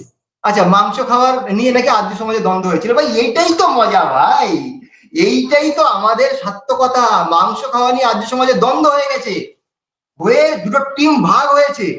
এটাই তো আর্য সমাজের সার্থকতা ভাই। আর্য সমাজ মাংস খাওয়াকে সাপোর্ট করে না। যারা মাংস খেত তাদের সঙ্গে দ্বন্দ্ব করে আলাদা করে দিয়েছে, এবং যাদেরকে আলাদা করে দিয়েছিল তারা ছিন্ন ভিন্ন হয়ে গেছে, এখন আর্য সমাজ দাঁড়িয়ে আছে যারা মাংস খেত না। এইটাই তো আর্য সমাজের সার্থকতা ভাই, এর থেকে শিক্ষা নাও। আচ্ছা, তারপরে দেখুন আরো একটা কথা আমি বলি যে হ্যাঁ, এমডিআইজ এর কথা বলছি। ভাই এমডিআইজ এর কি, সেসব নিয়ে পরবর্তীতে ডিবেট হবে, দেখা যাবে কত দম আছে আপনাদের, সব দেখা যাবে। কি কি নিয়ে ডিবেট করবেন, আমার কাছে তো ভাই খোলা দরজা রয়েছে। তো যে বিষয় নিয়ে ডিবেট করছো সেই বিষয়ে ভাই বলো। আমি সব থেকে অবাক হলাম, ইনি আমার প্রমাণকে খণ্ডন করতে এসে। আপনারা সবাই ভালো করে বিচার করুন, যারা ভিডিও দেখছেন ভালো করে মন দিয়ে বিচার করুন। আমার প্রমাণকে খণ্ডন করা, আমার প্রমাণ কি? আমার প্রমাণ হচ্ছে বেদ পুরাতন তন্ত্রের থেকে, এটা হচ্ছে আমার প্রমাণ। তো আমি প্রমাণগুলো কোথা থেকে দিচ্ছি? শাস্ত্র থেকে দিয়েছি এবং ইতিহাস থেকেও দিয়েছি। ইতিহাস বই থেকেও দিয়েছি, 3টে ইতিহাস বই থেকে দিয়েছি। 3টে ইতিহাস বই আমি পরিষ্কার প্রমাণ দিয়েছি যে বেদ, তারা মানে ঐতিহাসিকরাও বেদ প্রাচীন মেনেছে, কিন্তু মানে বর্তমানে যত আমাদের যা পেয়েছে এরা শাস্ত্র কিংবা পুস্তক, তার থেকে বেদকে এরা প্রাচীন মেনেছে। কিন্তু তাদের এই প্রাচীনতা আমরা সন্তুষ্ট নই। আমরা হচ্ছে সৃষ্টির আদিতে 196 কোটি বছর আগে, এটাকে আমরা স্বীকার করি। ঐতিহাসিকরা তা স্বীকার করে না। কিন্তু ঐতিহাসিকরা মানে বর্তমানে যা যা ওরা নথিপত্র পেয়েছে তার মধ্যে বেদকে পুরাতন স্বীকার করেছে, আমি ভাই সেটাই দেখিয়েছি। কিন্তু ঐতিহাসিকরা যেটা দেখিয়েছে এটাকে আমি পূর্ণ সহমত নই। কিন্তু আমি এটা সহমত কি, যে বেদ একেবারেই প্রাচীন, মানে একেবারে সৃষ্টির শুরুতে। আর তার প্রমাণ দিয়েছি মনুস্মৃতি থেকে, তার প্রমাণ দিয়েছি তন্ত্র থেকে, তার প্রমাণ দিয়েছি পুরাণ থেকে। উনি তো এখন শাস্ত্রই পড়েনি, পুরাণের দিকে আসতেই পারেনি উনি। এইবার উনি যে ব্যাপারগুলো বলছেন যে আমি প্রমাণ, আমার বিষয় ছিল কি, যে বিষয় ছিল বেদ হচ্ছে প্রাচীন। তো উনি আমার খণ্ডন করতে আসছেন, ভালো করে বুঝুন। আমি মেনেছি বেদ প্রাচীন, উনি আমার খণ্ডন করছে, তার মানে উনি প্রাচীন মানেন না। তো বেদ প্রাচীন যদি মানেন না, আমি আপনাদেরকে আবার বলছি যে স্বামী বিবেকানন্দজি তার হচ্ছে মানে বাণী ও রচনাতে 170 নম্বর পৃষ্ঠায় বলেছে, যারা বেদকে সর্বোচ্চ প্রমাণ এবং প্রাচীন মানে না, তারা হিন্দু বলার অধিকার নেই। দেখুন, তারা হিন্দু বলার অধিকার নেই। ঠিক আমি বলছি না, তো বিবেকানন্দ বলছে। কোথায় যাবে এরা, কোথায় পালাবে? এরা তো সেই কমিউনিস্টদের গন্ধ, বিদেশিদের চামচা। বিদেশের কি বলেছে, বিদেশি বিদ্বানরা কি বলেছে, এরা তাই নিয়ে নাচানাচি করছে। তারপরে আরো একটা বিষয়, যে বারবার আর্যরা বলছে বাইরে থেকে এসে, তার আগে নাকি এখানে অনেক উন্নত সভ্যতা ছিল। ভাই আমি ইতিহাস থেকে তো দেখালাম, ইতিহাসের পাতা খুলে সেখানে পরিষ্কার লেখা রয়েছে যে আর্যরা কোথা থেকে এসেছিল, এখানে কি ছিল, এই নিয়ে এখনো তারা সংশয়। ভাই যেটা সংশয় থাকে, যেটা অনিশ্চিত, কোনোদিন প্রমাণ হয় না। অনিশ্চিত দিয়ে কখনো সিদ্ধান্ত তৈরি হয় না। কেমন ন্যায় দর্শন পড়েছো ভাই? প্রমাণ সেটা হয় যেটা নিশ্চিত। ঐতিহাসিকরা নিশ্চিত করেছে বেদ প্রাচীন, তো আমি নিশ্চিত প্রমাণকে দিয়েছি। অনিশ্চিত প্রমাণ কখনো প্রমাণ হয় না। কেমন প্রমাণ পড়েছো ভাই? প্রমাণ, প্রমিতি, প্রমেয়, ভাই কেমন পড়েছো ভাই? ন্যায় দর্শন পড়েছো বলছো, ন্যায় দর্শনের প্রমাণ কাকে বলে, প্রমিতি কাকে বলে, এগুলো জানার দরকার। প্রমাণ উপস্থাপনা করতে গেলে তার যথার্থ হওয়া দরকার। আমার 1 মিনিট আছে, তার যথার্থ হওয়া দরকার। তো আপনাদের এখানে মানে আপনি তখন একটা প্রমাণই দেখাতে পারেননি, আর আপনি আমার প্রমাণকে ভুল প্রমাণ করতে পারেননি। কেননা আমার প্রমাণ হচ্ছে বেদ প্রাচীন, ভালো করে বুঝুন, আমার প্রমাণ বেদ প্রাচীন। তো আপনি আমাকে ভুল প্রমাণ করতে গেলে বেদকে নবীন দেখাতে হবে আপনাকে, বেদ প্রাচীন প্রাচীন নয় এটা আপনাকে দেখাতে হবে। তো আপনি আমার সেটা দেখাতেই পারেননি, আপনি তো আমার প্রমাণকে ভুল প্রমাণ করবেন ভাই, প্রমাণকে ভুল প্রমাণ করুন। বেদ প্রাচীন নয় নবীন। হয়ে গেছে, চলুন, হয়ে গেছে। তো এবার আমরা 7 মিনিট করে আমাদের পর্ব শেষ হয়েছে। 10 মিনিট ছিল এবং 8 মিনিট এবং 7 মিনিট। তো এবার আমরা 5 মিনিট করে আসবো, যেহেতু 1 ঘন্টা 10 মিনিট হয়ে গেছে। তো 5 মিনিটে আমরা দীপের কাছে আসবো। দীপ, তুমি তোমার প্রমাণগুলো তাড়াতাড়ি উপস্থাপনা করো, কারণ অনেকটা সময় অতিবাহিত হয়ে গেছে। তো শুরু করো। দাদা আমার স্লাইডটা নাও। আমি বারবার একটা কথা বলছি, ওনার মনে শর্ট টার্ম মেমোরি লস আছে, আমি আগেই বলেছি যে উনি ভুলে যান। প্রথম কথা আমি বলেছি আমি দুর্জন্ত ন্যায় অনুসারে কথা বলছি, আমি এই বইয়ের তথ্য নিজেও স্বীকার করি না, এটা প্রথমবার বলেছি এবং নিজে এটা বলেছি আমার চ্যানেলে আমি আর্কিওলজিক্যাল এভিডেন্স দ্বারা বেদের প্রাচীনত্ব স্থাপন করেছি, আপনি নিজে দেখে আসবেন। সেই ক্ষমতা এখনো আর্য সমাজীদের হয়নি, এখনো পর্যন্ত একটা বেদের আর্কিওলজিক্যাল এভিডেন্সই দেখাতে পারেনি, আগের দিন পর্যন্ত আর্কিওলজিক্যাল এভিডেন্স দেখাতে পারেনি, আমি সেটা প্রমাণ করেছি।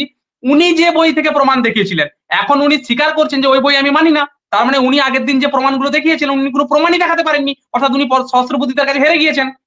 উনি বলছেন সেগুলো আমার প্রমাণ ছিল না, অর্থাৎ উনি সেদিন সেখানে উপস্থিতি ছিলেন না, কোনো প্রমাণই দেখাননি, অর্থাৎ উনি হেরে গিয়েছেন। আচ্ছা দাদা, এটা যে আমি দেখালাম উনি বলছেন নিশ্চিত আর অনিশ্চিত, এটা এখানে বই মানে ঐতিহাসিকরা কি বলছেন, এটা কি অনিশ্চিত ভাবে বলছেন না নিশ্চিত ভাবে বলছেন বলুন? বিশেষজ্ঞরা এ কথাও প্রমাণ করেছেন দ্রাবিড় ও মুন্ডারি ইন্দো ইউরোপীয় বা বৈদিক ভাষার চেয়ে প্রাচীনতর, বিশেষজ্ঞরা এ কথা প্রমাণ করেছেন, অর্থাৎ এটা প্রমাণিত বিষয় যে কি দ্রাবিড় ও মুন্ডারি ইন্দো ইউরোপীয় বৈদিক ভাষার চেয়ে প্রাচীনতর। এটা কে বলেছে? সুনীতি কুমার চট্টোপাধ্যায়। আপনি সুনীতি কুমার চট্টোপাধ্যায়কে অস্বীকার করে দিলেন, মানে আপনি কত বড় ভাষাবিদ।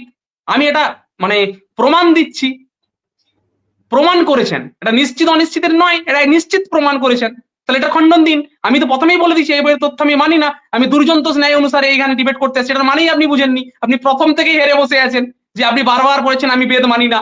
আমি প্রথম থেকেই বলেছি আমি দুর্জন্ত ন্যায় অনুসারে এখানে দেখাতে এসেছি ঘোড়ার 5টি পা, আপনি ভুলে গেছেন, আপনি বলেছিলেন ঘোড়ার 5টি পা, অর্থাৎ আপনি এইগুলো দাবি করেছিলেন।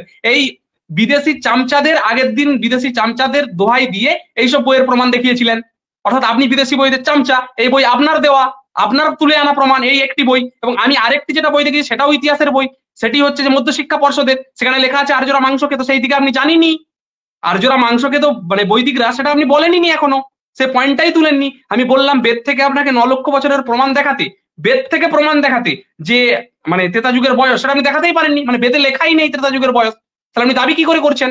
আপনি সবসময় পুরাণ মনুসংহিতা অন্যদিকে ধার করে নিচ্ছেন, যে পুরাণকে আপনি মানেন না সেই পুরাণ থেকে ধার করছেন, কারণ মনুসংহিতাতে পুরাণের কথা আছে, আপনার কথা অনুযায়ী তন্ত্রে যদি বেদের কথা থাকে বেদ প্রাচীন, মনুসংহিতাতে যদি পুরাণের কথা থাকে পুরাণ প্রাচীন, তাহলে মানে আপনি আবার সেই পৌরাণিকদের কাছে ধার করে নিচ্ছেন, এটা বুঝতেই পারেননি। আবার উনি আমি যেটা বললাম যে প্রাক বৈদিক সভ্যতা, ওটা উনি আবারও বুঝতে পারেননি যে প্রাক বৈদিক সভ্যতাটা কে কে করেছেন, স্যার জন মার্শাল, রাখাল দাস বন্দ্যোপাধ্যায়, দয়ারাম সায়নী, এনারা ইতিহাসের বই লিখেছেন। আপনি যে বেদকে সাহিত্য বলছেন মানে প্রাচীন সাহিত্য বলছেন ঋগ্বেদকে, সেটা এনারাই বলেছেন। এখনো একটা প্রমাণ আপনি দিতে পারেননি, সেটাও এখনো নিগ্রহ স্থানে পড়ে আছে যে ঋগ্বেদ প্রাচীনতম, আপনি আগের দিন বলেছিলেন ঋগ্বেদ প্রাচীনতম সাহিত্য, তাহলে বাকি বেদগুলো অর্বাচীন, আপনি নিজে দয়ানন্দ সরস্বতীর বিরোধিতা করছেন, এই উত্তরও আপনি দেননি এখনো আপনি কঠিন নিগ্রহস্থানে পড়ে আছেন, সেটা দেখান। আর্য যে জাতি সেটা আপনি বলেছেন কিন্তু প্রমাণ করতে পারছেন না যে আর্য জাতি নয়, আমি দেখিয়ে দিয়েছি যে আর্য কোনো জাতি নয়, একটা ভাষা গোষ্ঠী, আপনি প্রমাণ করুন আর্য জাতি, আপনি প্রমাণ দিন 9 লক্ষ বছর আগে রামায়ণ হয়েছিল, একটা আর্কিওলজিক্যাল এভিডেন্স দিন। আপনি বলছেন পুরাণের কথা, পুরাণ তো আপনি মানেন না, মনুসংহিতা বলছেন, মনুসংহিতাতে পুরাণের কথা উল্লেখ আছে, অর্থাৎ পুরাণটা সব থেকে প্রাচীন, পৌরাণিকরা প্রাচীন, আপনি পুরাণ থেকে তাহলে কেন ধার করছেন? বেদ থেকে দেখান। আর 9 লক্ষ বছর আগে আমি বৈজ্ঞানিক ভাবে দেখালাম, আপনি বলছেন বেদটা অবৈজ্ঞানিক, বিজ্ঞান বলছে যে হোমোসেপিয়ান্স এসেছে 2,30,000 বছর আগে, আপনি সেটাও মানছেন না, অর্থাৎ আপনি অবৈজ্ঞানিক কথা বলছেন। বেদ কখনো অবৈজ্ঞানিক নয়, আপনি বেদকে অবৈজ্ঞানিক প্রমাণ করে দিলেন, আপনি সনাতন বিরোধী। আপনি রাখাল দাস বন্দ্যোপাধ্যায়, দয়ারাম সাহানিকে বলছেন যে ওনাদের কথা মানি না, ওনারা নিশ্চিত করে বলেছেন, এখানে কোথায় অনিশ্চয়তার কথা আছে? এখানে কোথায় অনিশ্চয়তার কথা আছে বলুন? আপনি বারবার একই কথা বলছি এবং আমি প্রথমে বলেছি আমি দুর্জন্ত ন্যায় অনুসারে এসেছি, সেই কথাও আপনি উনি দেখাতে পারেননি। এবং উনি বলছেন যে ঋগ্বেদের ভাষ্য, আমি ওনাকে প্রশ্ন করেছি যে ঋগ্বেদের ভাষ্যর পরম্পরা কি, আপনাদের পরম্পরা কি? ঋগ্বেদের ভাষ্যর টিকা কোথা থেকে করলেন উনি, কোন টিকা থেকে করলেন, তার আগে কোন টিকা ছিল, সেটা উনি বলতে পারেননি। এবং আমি এটা বলছি যে ঐতিহাসিকরা এখানে বলছে ঋগ্বেদ সম্পাদন ও অনুবাদ ঊনবিংশ শতকে করা হয়, তার অনেকাংশ সম্ভব হয়েছিল সায়নাচার্যকৃত ঋগ্বেদের টিকা থেকে। মানে ঋগ্বেদের যে প্রথম টিকা করেছিলেন সেই টিকাটা করারই কারো ক্ষমতা ছিল না, সেই টিকাই করেছিলেন সায়নাচার্যকৃত। সেটা ঐতিহাসিকরা বলছেন, এখানে নিশ্চিত অনিশ্চিতের কথাই নেই। একটা খণ্ডন উনি এখনো দিতে পারেননি। আমি এটাই বলছি, আপনি যে 1500 বছর আগে বলেছিলেন বেদ লিপিবদ্ধ হয়েছিল, আপনি বলেছিলেন আগের দিন, সেটা কে বলছে? ইতিহাসরা কাকে বলছে? ঐতিহাসিকরা যে ম্যাক্স মুলার সহ বহু পণ্ডিত। তাহলে কে পাটা চাটলো প্রথম? আপনি তো এই বইটা তুলে এনেছিলেন, সেই বইটা এখন বলছেন আমি মানিনি, এটা ওই বইয়ের লেখা, আমার প্রমাণ নয়। তার মানে আপনি ওই দিন কোনো প্রমাণই দিতে পারেন, এটা স্বীকার করুন। অর্থাৎ আপনি আগে থেকেই হেরে বসে আছেন, দিয়ে স্বঘোষিত বিজয় ঘোষণা করছেন। আপনাকে অধিকার কে দিল স্বঘোষিত বিজয় করার? বিচারকরা তো কিছু বলেননি, বিচারক ছিলনি না, আপনি কি করে বলে দিলেন স্বঘোষিত বিজয়? এবং আপনি প্রতিজ্ঞান্ত নিগ্রহস্থানে পড়েছেন, অর্ধজড়িত ন্যায়ে পড়েছেন। তো এতগুলো আপনি অর্ধজড়িত ন্যায়, এতগুলো ন্যায় দর্শনে নিগ্রহস্থান খেয়ে আছেন, একটার খণ্ডন আপনি দিতে পারেননি। সবগুলো আমি নিশ্চিত প্রমাণ দিয়েছি, তারপরেও আপনি অনিশ্চিত প্রমাণ দিলেন না। বেদ যে বৈদিকরা মাংস খেত সেটার প্রমাণও আমি দিয়েছি, আপনি সেটাও কিছু বললেন না। সেটা মধ্যশিক্ষা পর্ষদের এই বইগুলো, ইতিহাস বই দেখে নিন, এগুলো অথরিটি দেখে নিন, আপনি আগের দিন দেখিয়েছিলেন। তাই আপনার বই থেকে তুলে এনেছি যাতে আপনি প্রামাণিক বলে মানেন, কারণ আপনি তো প্রমাণ দিয়েছিলেন ওই বই থেকে। তাহলে আপনি এখন মানছেন না, অর্থাৎ আপনি আগের দিন কোনো প্রমাণই দেননি, আপনি হেরে বসে আছেন। আপনি তাহলে কিভাবে বলছেন? আমি দেখিয়ে দিই একবার যে এই বইটা মানে কতটা মানে অথরিটি, সেটা দেখিয়ে দিলে উনি বুঝতে পেরে যাবেন। এবং আমি সরকার এবং এনসিটি প্রত্যেকটা সার্টিফাইড দেখিয়েছি, তারপর উনি স্বীকার করছেন না। আমি তো প্রথমেই বলে দিয়েছি যে আমি এই বই মানি না, দুর্জন্ত ন্যায় অনুসারে আমি এই প্রমাণ দিচ্ছি। আপনি সেটাই শুনেননি বারবার, আপনার শর্ট টার্ম মেমোরি লস আছে, আমি প্রথমেই বললাম। দেখে নিন এটা কি অথরিটি না অথরিটি নয়, দেখে নিন। আপনি রণবীর চক্রবর্তী বলছেন, রণবীর শাস্ত্রী, সেটাই ভুলে গেছেন আপনি। কত আপনার শর্ট টার্ম মেমোরি লস! আপনি কিভাবে ডিবেট করেন? ডিবেট করে আপনি ভয়ে পালিয়ে যান, এরকম প্রমাণও আমাদের কাছে রয়েছে। এখানে কি লেখা আছে? Centre for historical studies, Jawaharlal Nehru বিশ্ববিদ্যালয়, নতুন দিল্লি। এই বিশ্ববিদ্যালয়ের বই আপনি দিয়েছিলেন, এখন আপনি খণ্ডন করছেন। তাহলে আপনি প্রতিজ্ঞান্ত নিগ্রহস্থান খণ্ডন করুন, ন্যায় দর্শনটা পড়ে আসুন আগে ভালো করে, নাহলে একদিন আসুন ন্যায় দর্শন নিয়ে ডিবেট করতে। চলুন, ওনাকে সময় দিলাম, বলুন। তো আপনার সময় সমাপ্ত হয়েছে। তো আমরা এবার পবিত্র কুমার আর্যের কাছে 5 মিনিটের জন্য চলে যাব। পবিত্র কুমারজি, আপনার সময় শুরু হবে 10:23 থেকে এবং শেষ হবে 10:28। কেমন? শুরু করুন। ধন্যবাদ। আমি অবাক হয়ে গেলাম, ইনি সেই ঘুরে ফিরে সেই একই গাল গল্প লাগাচ্ছে। ভাই, সাবজেক্টটাকে তো বুঝতে হবে যে কি বিষয়ের উপরে আমরা আলোচনা করতে বলেছি। মানুষের একটা বুদ্ধিপূর্বক চলা উচিত যে কি বিষয়ের উপরে আমরা আলোচনা করতে বলেছি। বিষয় কি? যে আমি যে প্রমাণ দিয়েছি সেই প্রমাণকে উনি মিথ্যা প্রমাণ করবেন, এটা হচ্ছে বিষয়। ভালো করে সবাই বুঝুন, আমি যে প্রমাণ দিয়েছি সেই প্রমাণকে উনি মিথ্যা প্রমাণ করবেন। আচ্ছা, প্রমাণ কি? প্রমাণ হচ্ছে বেদ প্রাচীন, তো সেটাকে মিথ্যা প্রমাণ করতে গেলে কি করতে হবে? বেদকে নবীন প্রমাণ করে দিতে হবে। একেবারে সরল ব্যাপার। এই সরল ব্যাপারটা উনি মাথায় ঢোকাতে পারছে না। উনি একটা জিনিস মুখস্থ করে এসছে, কিছুটা জিনিস সাজিয়ে নিয়েছে, কম্পিউটারে সাজিয়ে নিয়ে মুখস্থ করে এসছে, ঘুরে ফিরে পেজে যতবার রোলিং হলো একই কথাই বারবার আবড়াচ্ছে। কি মজার ব্যাপার যে ইতিহাস বইয়ের কথা বারবার দেখাচ্ছে। আমি ইতিহাস 3টে ইতিহাস বই থেকে দেখিয়েছি। এই ভারতের ইতিহাস, এটা আমাদের কলকাতা বর্ধমান কল্যাণী বিশ্ববিদ্যালয়ের এই ইতিহাস বই থেকে আমি দেখালাম যে আর্যরা কোথা থেকে এসছে, এরা এখনো সিদ্ধান্ত নিতে পারেনি, 200-র উপরে পুস্তক লিখে ফেলেছে, এখনো সিদ্ধান্ত নিতে পারেনি। মানে এটা অনিশ্চিত একটা, কোনো ঐতিহাসিক এখনো দাবি করতেই পারে না নিশ্চিতভাবে যে এটা আর্যরা বাইরে থেকে এসে, এখনো অনিশ্চিত, এই নিয়ে রিসার্চ চলছে এখন। আচ্ছা, এইবার তারপরে এটা হচ্ছে সাবজেক্টই না। সব থেকে মজার ব্যাপার, এটা সাবজেক্টই না। আমাদের যে বিষয়, আমি যেটা প্রমাণ দিয়েছি, প্রমাণকে ভুল প্রমাণ করবে। তো প্রমাণকে ভুল প্রমাণ করতে গেলে প্রমাণের বিষয়ের উল্টো দিকে চলতে হবে। প্রমাণের বিষয় হচ্ছে বেদ প্রাচীন, বেদকে নবীন প্রমাণ করতে হবে। ইনি এখনো বেদকে নবীন প্রমাণ করতে পারেননি, না এখনো কোনো শাস্ত্র প্রমাণ দিতে পেরেছে। আচ্ছা, আমি মনুস্মৃতি থেকে, তারপরে পুরাণ থেকে উদাহরণ দিলাম, উনি বলছে যে তোমরা পুরাণ মানো না। ভাই, কে বলেছে আমরা পুরাণ মানি না? মহর্ষি দয়ানন্দজি সত্যত্ব প্রকাশে পরিষ্কার বলে দিয়েছে যে পুরাণের যে কথাগুলো ভালো ভালো কথা তা মান্যতা যোগ্য, যা অবৈজ্ঞানিক কথা, যা মানে বেদের মানে প্রতিকূল, তা মান্যতা যোগ্য নয়।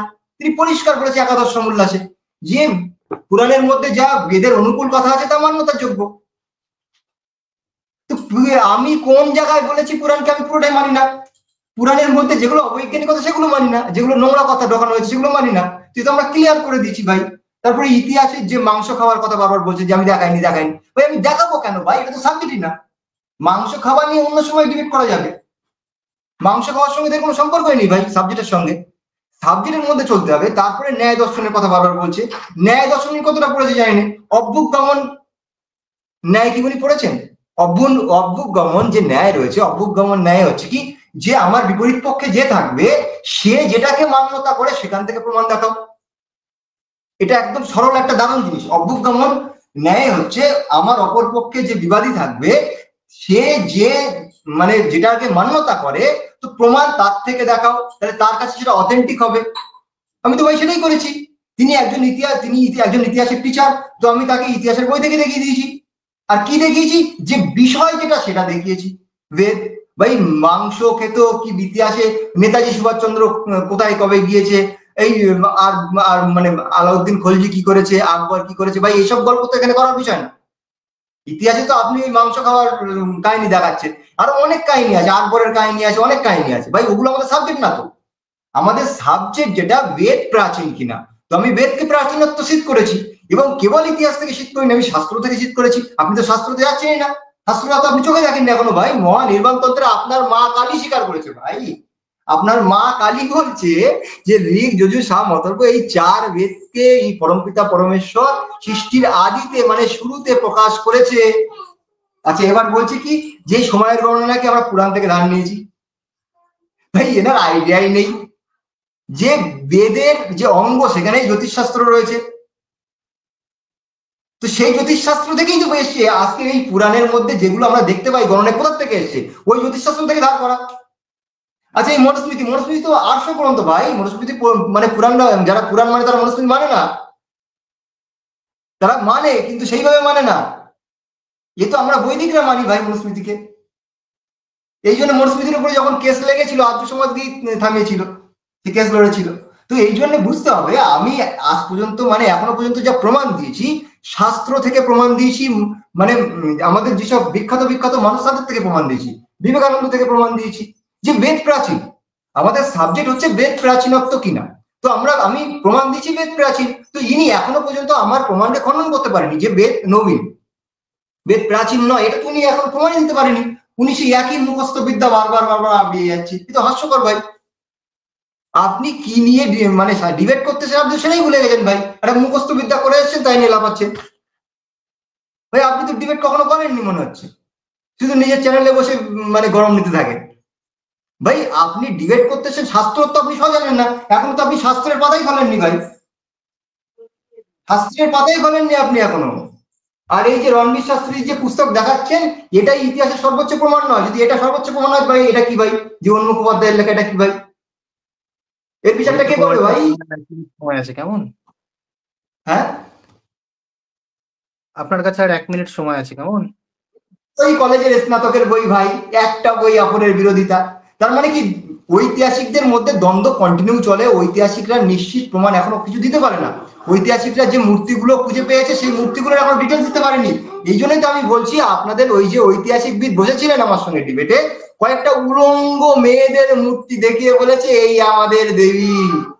এ কি হাস্যকর ভাই, তোমাদের দেবী হতে পারে এসব ভাই, আমাদের এসব দেবী টেবি না। উলঙ্গ পুতুল খেলা বাচ্চাদের, এর কোনো প্রমাণই নেই যে এগুলো দেবী ছিল, এগুলো মানে তন্ত্র। আর বারবার বলছে কি যে বেদের মানে আর্কিওলজিক্যাল, ভাই বেদের আর্কিওলজির প্রয়োজনই হয় না।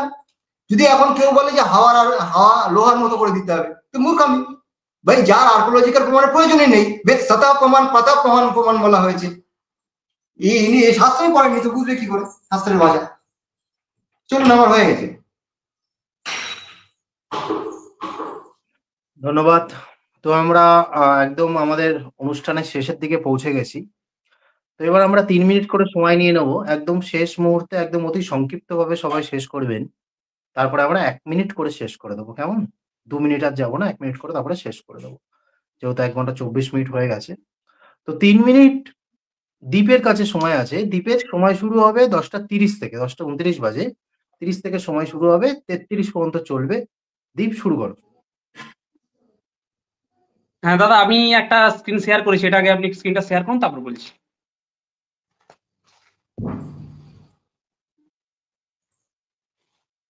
ইনি এতক্ষণ শাস্ত্র শাস্ত্র করে লাফাচ্ছিলেন, আমি শাস্ত্রের দিকে এই জন্য যাইনি কারণ উনি যে প্রমাণটা আগের দিন দিয়েছিলেন সেটাকে সহস্র বুদ্ধিতে বলেছিলেন আমি এই বইটা মানি না।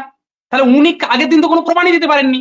উনি বলছেন যেটা অথেন্টিক সেটা দিয়েছিলেন সহস্র বুদ্ধিতা মানে বলে, কিন্তু সহস্র বুদ্ধিতা আগের দিন বলেছেন উনি মানে না, তাহলে উনি কোনো প্রমাণই দিতে পারেনি।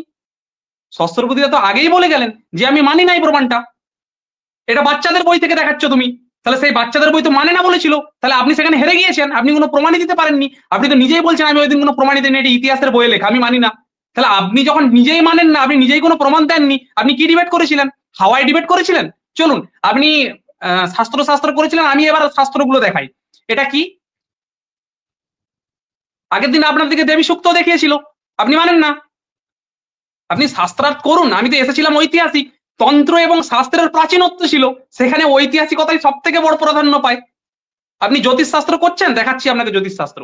সাধন সমর বা দেবী মাহাত্ম্য, আপনি এটা দেবী সুক্তও পেয়ে যাবেন। এখানে দেবী কি বলছেন এটা মেনে নিন। তাহলে আপনি শাস্ত্র শাস্ত্র যদি করেন, আমিও শাস্ত্র থেকে হাজার দেখাতে পারি। শস্ত্রবুদ্ধিতা বলেছিলেন আমি শাস্ত্র থেকে কম হাজারও দেখাতে পারি, কিন্তু শাস্ত্রের সাথে বৈজ্ঞানিক এবং ঐতিহাসিক মিল হতে পারে। আপনি বেদকে অবৈজ্ঞানিক বলে দিলেন। এখানে বলছেন যে আমি সচ্চিদানন্দ আত্মা রুদ্র বসু আদিত্য এবং বিশ্ব দেবগণ রূপে বিচরণ করি, মিত্র বরুণ ইন্দ্র অগ্নি এবং অশ্বিনী কুমার দ্বয় আমি ধারণ করি। অর্থাৎ বেদের যত প্রধান প্রধান দেবতা রয়েছে তাদের মা ধারণ করেন। আপনি মেনে নিন যে মা পরম ব্রহ্ম বই মা, এটা মেনে নিন। এখানে দেবী মাহাত্ম্য বলছেন, এটা কার দেখে নিন, ইনি কে একবার আপনি রিসার্চ করে আসুন। এসব বই তো জীবনে চোখে দেখেননি বলে মনে হয়, এসব বই কোনোদিন আপনি চোখে দেখেছেন বলে আমার মনে হয় না। আপনি শাস্ত্র লাফাচ্ছেন, আমি এরকম হাজার শাস্ত্র দেখাতে পারি। ইনি বোমবর্ষী শ্রী শ্রী সত্যদেব, জানেন বোমবর্ষী উপাধি কাদের দেওয়া হয়? সেই দেবী মাহাত্ম্য থেকে আমি দেখিয়ে দিলাম চণ্ডীর আধ্যাত্মিক ব্যাখ্যা। তাহলে চণ্ডীর সাথে তন্ত্রের কি সম্পর্ক, মায়ের সাথে তন্ত্রের কি সম্পর্ক আপনি বলুন। আপনি স্বীকার করে নিন যে তন্ত্রতেই আদি সবকিছু রয়েছে, আপনাদের ইন্দ্র অগ্নি বসু সব রয়েছে। আমি এই দিকটা যেতে চাচ্ছিলাম না যাতে আপনি হাস্যকর পাত্র হয়ে যান আরো, ঠিক আছে, আমি যেতে চাচ্ছিলাম না, কিন্তু আপনি যখন শাস্ত্র টানলেন তাহলে আমি টানালাম। এটা আপনাদের বেদেও পেয়ে যাবেন, দেবী সুক্ত খুলে নেবেন। আপনি বলছিলেন অথেন্টিক খুলে নিন। দ্বিতীয় কথা, আপনি বলেছিলেন না যে জ্যোতিষ শাস্ত্র, চলুন আপনাকে আরেকটা জ্যোতিষ শাস্ত্র দেখাই। চলুন, আপনি বললেন বেদ জ্যোতিষ শাস্ত্র মানে, চলুন আপনাকে সেই জ্যোতিষ শাস্ত্র অনুযায়ী আরেকটা প্রমাণ দেখাই, তাহলে আপনি প্রমাণ হয়ে যাবেন যে আপনি অবৈজ্ঞানিক, আপনি সনাতনী নয়। চলুন দাদা আমাকে আরেকটা স্ক্রিনটা শেয়ার করুন।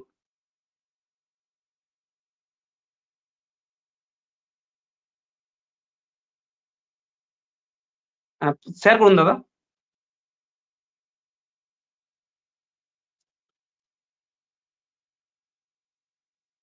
এটা কে বলছে? আর উনি সবসময় গুগল করে চিল্লাচ্ছেন, দাদা আপনি যে এই মানে সংযোগটা নিয়ে আছেন, এই সংযোগটা গুগল ছাড়া আপনি নিতে পারবেন? এই জিনিসগুলো আমি প্রত্যেকটা অথেন্টিসিটি আমি আপনাকে চেক করে দিতে পারি। উইকিপিডিয়া যারা রিসার্চ করেন তাদেরও সাথে সেখানে অনুমতি থাকে সেখান থেকে ডাটা তোলার। এটা আপনি হয়তো জানেন না, কোনোদিন গবেষণাই করেননি, সার্টিফিকেটটা দেখাবেন কতদূর পড়েছেন। According to the institute of scientific research on Vedas, আইসার করে দেখে নেবেন, আইসার কি institute. The date of the birth of lord Rama was January 10, 5114 BC between 12 PM and 1 PM in the Shukla Paksha of Chaitra month। এখানে মাস পর্যন্ত উল্লেখ করেছেন, তিথি পর্যন্ত উল্লেখ করেছেন, এবং planetarium gold software which is also used by NASA, মানে যে নাসা সফটওয়্যার ইউজ করে সেই জ্যোতিষ শাস্ত্র অনুযায়ী এখানে মানে বাল্মীকি যে রামের জন্ম তিথি দিয়ে গিয়েছিলেন, সেই তিথি যখন প্ল্যানেটোরিয়াম সফটওয়্যারে পুট করা হলো, রামের জন্মসাল কত বেরালো? 5114 BC, অর্থাৎ আজ থেকে প্রায় 7000 বছর আগে। উনি বলছেন রামায়ণ 9 লক্ষ বছর আগে, জ্যোতিষ মানেন, বিজ্ঞান মানেন, উনি তো অবৈজ্ঞানিক কথা বলছেন। এটা কে প্রমাণ করছে? I sir. হ্যাঁ দাদা বলুন। আর 1 মিনিট উনি সময় আছে। অবৈজ্ঞানিক কথা বলছেন। আরো কথা, উনি বললেন আমি নাকি ওনার খণ্ডন দিতে পারিনি। আমি তো প্রথমেই দিয়েছি বেদের থেকে প্রাচীন সাহিত্য, দ্রাবিড়িয়ান সাহিত্য, সেখানে কে বলছে? সুনীতি কুমার চট্টোপাধ্যায়। তাহলে বেদ নবীন তো এখানে প্রমাণ হয়ে গেল। উনি সেটার উত্তরই দেননি, উনি বলছেন আমি নাকি উত্তর দিতে পারিনি, আপনারা লাইভটা দেখবেন। উনি বলেছেন আর্য জাতি, সেটাও আমি খণ্ডন দিয়েছি, যে আর্য জাতি নয়, সেটাও আমি ওই বই থেকেই খণ্ডন দিয়ে দিয়েছি, এবং আমি প্রাক বৈদিক যুগেরও মানে খণ্ডন দিয়েছি।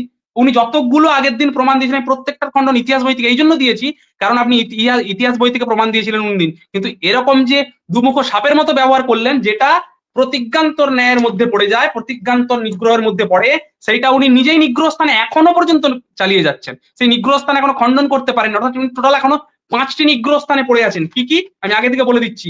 আর্য একটি জাতি, এটা খণ্ডন দিতে পারেননি, আমি বলে দিয়েছি। দ্রাবিড়িয়ান সাহিত্য প্রাচীন, প্রাক বৈদিক যুগ আগে থেকে বলে দিয়েছি। ঐতিহাসিকদের মধ্যে রামায়ণ যে অবৈজ্ঞানিক 9 লক্ষ করেছেন সেটা দিয়ে দিয়েছি।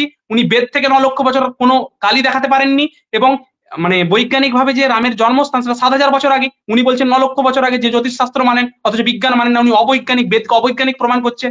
এর থেকে সনাতন বিরুদ্ধ কাজ আর কে হতে পারে? আপনারাই দেখুন, যারা বেদ নিয়ে বড় বড় কথা বলে, বেদের এখন আর্কিওলজিক্যাল এভিডেন্সও দেখাতে পারেননি। যে প্রত্যেকটা উনি বলছেন বেদ রচনার সময় কালো, সেটা আর্কিওলজিক্যাল এভিডেন্সের উপর হয়েছে। তাহলে উনি কিসের ভিত্তিতে বলছেন?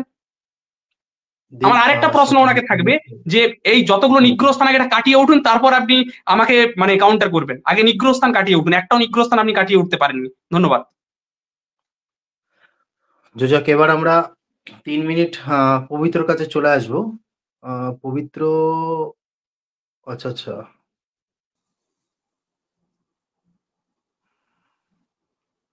পবিত্র হয়েছে, ডিস্টার্ব হয়েছিল। যাই হোক, তা হ্যাঁ, দীপ দীপ কিছু উপস্থাপন করেছে, সেটা আপনি দেখেছেন কি? তো আমি তাহলে শর্ট টার্মে বলে দেবো। দেখেছি। আচ্ছা আচ্ছা, ঠিক আছে, ধন্যবাদ। তো আপনার কাছে আর 3 মিনিট সময় আছে। তো আপনার সময় শুরু হবে 36 থেকে 39-এ গিয়ে আপনার সময় শেষ হবে। আপনি শুরু করুন। ধন্যবাদ। দেখুন, এখানে মজার ব্যাপার হচ্ছে সে বারবার দর্শনের থেকে আমাকে একটা করে আর কি দোষ দিচ্ছে যে এই দোষে তুমি দুষ্ট হয়েছো। ভাই, যে দর্শন থেকে তুমি দিচ্ছ ন্যায় দর্শন, এই ন্যায় দর্শন যে তোমাদের মান্যতায় মানা হয় এটা তুমি দেখাতে পারবে না। এরকম মজার ব্যাপার। ন্যায় দর্শন, সাংখ্য দর্শন, এদের যে অদ্বৈতবাদ তা কিন্তু মানে না। এবার এ যদি বলে আমি অদ্বৈতবাদ না, তো কোন বাদ তুমি বলো ভাই? তুমি যে বাদেই যাবে না কেন, ন্যায় দর্শন তোমরা মানো না। ন্যায় দর্শন যে মানে ন্যায় দর্শন এদের মান্যতাই নয়। হাস্যকর ব্যাপার, যেটা মান্যতায় নেয় সেই দর্শনের ভিত্তিতে কথা বলছে। আচ্ছা, এটা এই হাস্যকর ব্যাপার তো গেল। তারপরে উনি বলছে যে কি উনি প্রমাণ করে ফেলেছে, উনি নাকি আমাকে খণ্ডন করেছে। কি খণ্ডন করেছে? যে না, বেদের মানে বেদের থেকে প্রাচীন সাহিত্য কি দ্রাবিড় সাহিত্য, উনি প্রমাণ করে ফেলেছে। আমি তো এটাই চাইছিলাম ভাই। এইটা প্রমাণ যেই তুমি করেছো, সেই বিবেকানন্দের কথায় তুমি জড়িয়ে গেছো ভাই। বিবেকানন্দজি বলছে যে 170 নম্বর পৃষ্ঠা, এই যে বাণী এবং রচনা, আচ্ছা আমাদের এই পেজটা একটু দেখিয়ে দিন, 103 নম্বর যেটা। এখানে লিখছে যারা বেদকে প্রাচীন এবং সর্বোচ্চ প্রমাণ স্বীকার করে না, সে হিন্দু বলে দাবি করার অধিকার নেই। ভাই তুমি ভাই কেমন হিন্দু ভাই? বিবেকানন্দই তোমাকে এটে দিল ভাই, আমি এখনো কোনো প্রমাণই দেবো কি ভাই? তোমাদের এই বিবেকানন্দ তোমরা তো সর্বোচ্চ মনে করো, আমিও মনে করি, তাকে সম্মান করি। বিবেকানন্দ একজন বিদ্বান ব্যক্তি, বিবেকানন্দই তো তোমাকে ভাই কেটে দিল, তোমাকে অহিন্দু প্রমাণ করে দিল ভাই। আচ্ছা, তারপরে এবার কেবল তাই না, এদের মা কালীও এদেরকে অহিন্দু প্রমাণ করে দেবে। এদের মা কালী দেখুন, মা কালীকে মানে না। আমাদের এই মা কালীর ওটা দেখান একটু, মহানির্বাণ তন্ত্র। মহানির্বাণ তন্ত্রে পরিষ্কার বলা হচ্ছে, দেবী বলছে, মা কালী বলছে 4 বেদ হচ্ছে সর্বপ্রথম। কেবল তাই নয়, মনুস্মৃতি বলছে 4 বেদ হচ্ছে সর্বপ্রথম। আচ্ছা, ইতিহাস বইগুলো থেকে আমি দেখিয়েছি যে বেদই হচ্ছে সব থেকে প্রাচীন সাহিত্য, এবং সব থেকে প্রাচীন যদি ধর্মগ্রন্থ হয় তা হচ্ছে বেদ। মানে আমি যে বেদকে সব থেকে প্রাচীন দেখিয়েছি ভাই, খণ্ডন তুমি করলে কোথায় ভাই? তুমি মুখের কথা বললেই হবে দ্রাবিড় প্রাচীন? তুমি যদি দ্রাবিড়কে প্রাচীন বলো, তুমি কাকে কাকে খণ্ডন করলে দেখে নাও। প্রথম কথা, ইতিহাসের ওই লেখাগুলো তুমি মিথ্যা প্রমাণ করলে। তো ইতিহাসকে ছেড়ে দাও, ইতিহাস আমরা সনাতনীরা প্রমাণ মনে করি না। তুমি মনুস্মৃতিকে মিথ্যা প্রমাণ করে দিলে, তুমি মনুস্মৃতির বিরুদ্ধে কথা বললে। আচ্ছা, তুমি তন্ত্রের বিরুদ্ধে কথা বললে, এই যে মহানির্বাণ তন্ত্র, একটু জুম করে দিন। তুমি যে তন্ত্রকে মানো, তোমার যে গুরু, তোমার যে আর কি প্রফেসর, কলেজের প্রফেসর, যে তন্ত্র মানে, আর উনি এসে বলছে যে আমি তন্ত্র এই তন্ত্রটাকে মানি না। ভাই যখনই প্রমাণ দেখাচ্ছি এই প্রমাণ আমরা মানি না, ভাই এ তো অথেন্টিক বই থেকে দেখাচ্ছি ভাই, মহানির্বাণ তন্ত্র। তুমি বললে হয়ে গেল, আমি মানি না বললে হয়ে যাবে? আমি যদি বলি যে আমাকে কেউ মনুস্মৃতির প্রমাণ দিচ্ছে, কেউ ভালো ভালো শাস্ত্রের প্রমাণ দিচ্ছে, আমি শাস্ত্র মানি না বললে আমার হয়ে গেল? তো না মানলে তো নাস্তিক হয়ে গেল ভাই। তো এটাই তো আমি আগের দিন বলেছি যে উনি নাস্তিকতার পরিচয় দিয়েছে আগের দিন, উনি নাস্তিক প্রমাণ হয়েছে। আর তুমিও তাই হচ্ছে ভাই, তুমি হিন্দু প্রমাণ নয়, তুমি একজন বড় নাস্তিক হয়ে গেলে। তুমি বেদকে মানছো না পুরাতন, আর বেদকে যারা সর্বোচ্চ প্রমাণ মানে না, নাস্তিক ও বেদ নিন্দা কাহা বলা হয়েছে। তুমি তো নাস্তিক ভাই, তুমি ঘোর নাস্তিক। তুমি বিবেকানন্দ তোমাকে খণ্ডন করে দিয়েছে, আমাকে খণ্ডন করতে হলো না তো ভাই। পবিত্রবাবু আপনার কাছে আর 1 মিনিট সময় আছে, কেমন? তুমি তো নিজেই নিজের খণ্ডন করে দিলে ভাই। তোমার মা কালী তোমাকে খণ্ডন করেছে। এই দেখো, তোমার মা কালী বলছে যে বেদ সর্বপ্রথম এসছে। তুমি এই মহানির্বাণ তন্ত্রের এই যে পেজটাকে আমি দেখাচ্ছি, এটাকে ভুল বলার তোমার ক্ষমতাই নেই। পুরাণ নবতন্ত্রম থেকে আগের দিন আমি প্রমাণ দিয়েছি। পুরাণ নবতন্ত্রমে পরিষ্কার লেখা রয়েছে 4 বেদ হচ্ছে একদম প্রথমে প্রকট হয়েছিল। তো তুমি ভাই কোনো তন্ত্রকে মানছো না, কোনো শাস্ত্রকে মানছো না, তুমি তো নাস্তিক প্রমাণ হয়ে গেলে ভাই। এই তো দারুণ ব্যাপার হলো, তুমি তো নিজেই নিজের ফাঁদে পা দিলে ভাই। আর তুমি যা প্রমাণ দেখিয়েছো এটা তো প্রমাণের ডায়রাই পড়ে না। এটা কেমন ব্যাপার হলো? আমি তো মানে কি বলবো আর কি, দর্শকরা সবাই রয়েছেন, দর্শকরা বিচার করবেন। আর উনি বারবার হেরে গেছে ভাই। হার জিতের নির্ণয় তুমি করবে কেন ভাই? হার জিতের নির্ণয় করার জন্য আমাদের দর্শকরা বসে রয়েছেন, তারা নির্ণয় করে নেবে কে কি প্রমাণ দেখিয়েছে। আর মূল যে বিষয় বেদ পুরাতন, এর কোনো নবীনতম কোনো স্ট্রং প্রমাণ এখনো আপনিও দেখাতে পারেননি, আপনার সহস্র বুদ্ধিও দেখাতে পারেননি। তার বিরুদ্ধে আমি ইতিহাস প্রমাণ দেখিয়েছি, পুরাণ প্রমাণ দেখিয়েছি, তন্ত্র প্রমাণ দেখিয়েছি এবং স্মৃতিশাস্ত্র প্রমাণ দেখিয়েছি, বিবেকানন্দের প্রমাণ দেখিয়েছি ভাই, সমস্ত জায়গা থেকে প্রমাণ দেখিয়েছি ভাই। যে বেদই পুরাতন, আপনি একটা প্রমাণ এখনো স্ট্রং দেখাননি, আপনি একজন নাস্তিক প্রমাণ হয়েছেন, কেননা আপনি বেদকে প্রাচীনতম স্বীকার করেননি। চলুন, আমার সময় হয়ে গেছে, ধন্যবাদ। আচ্ছা,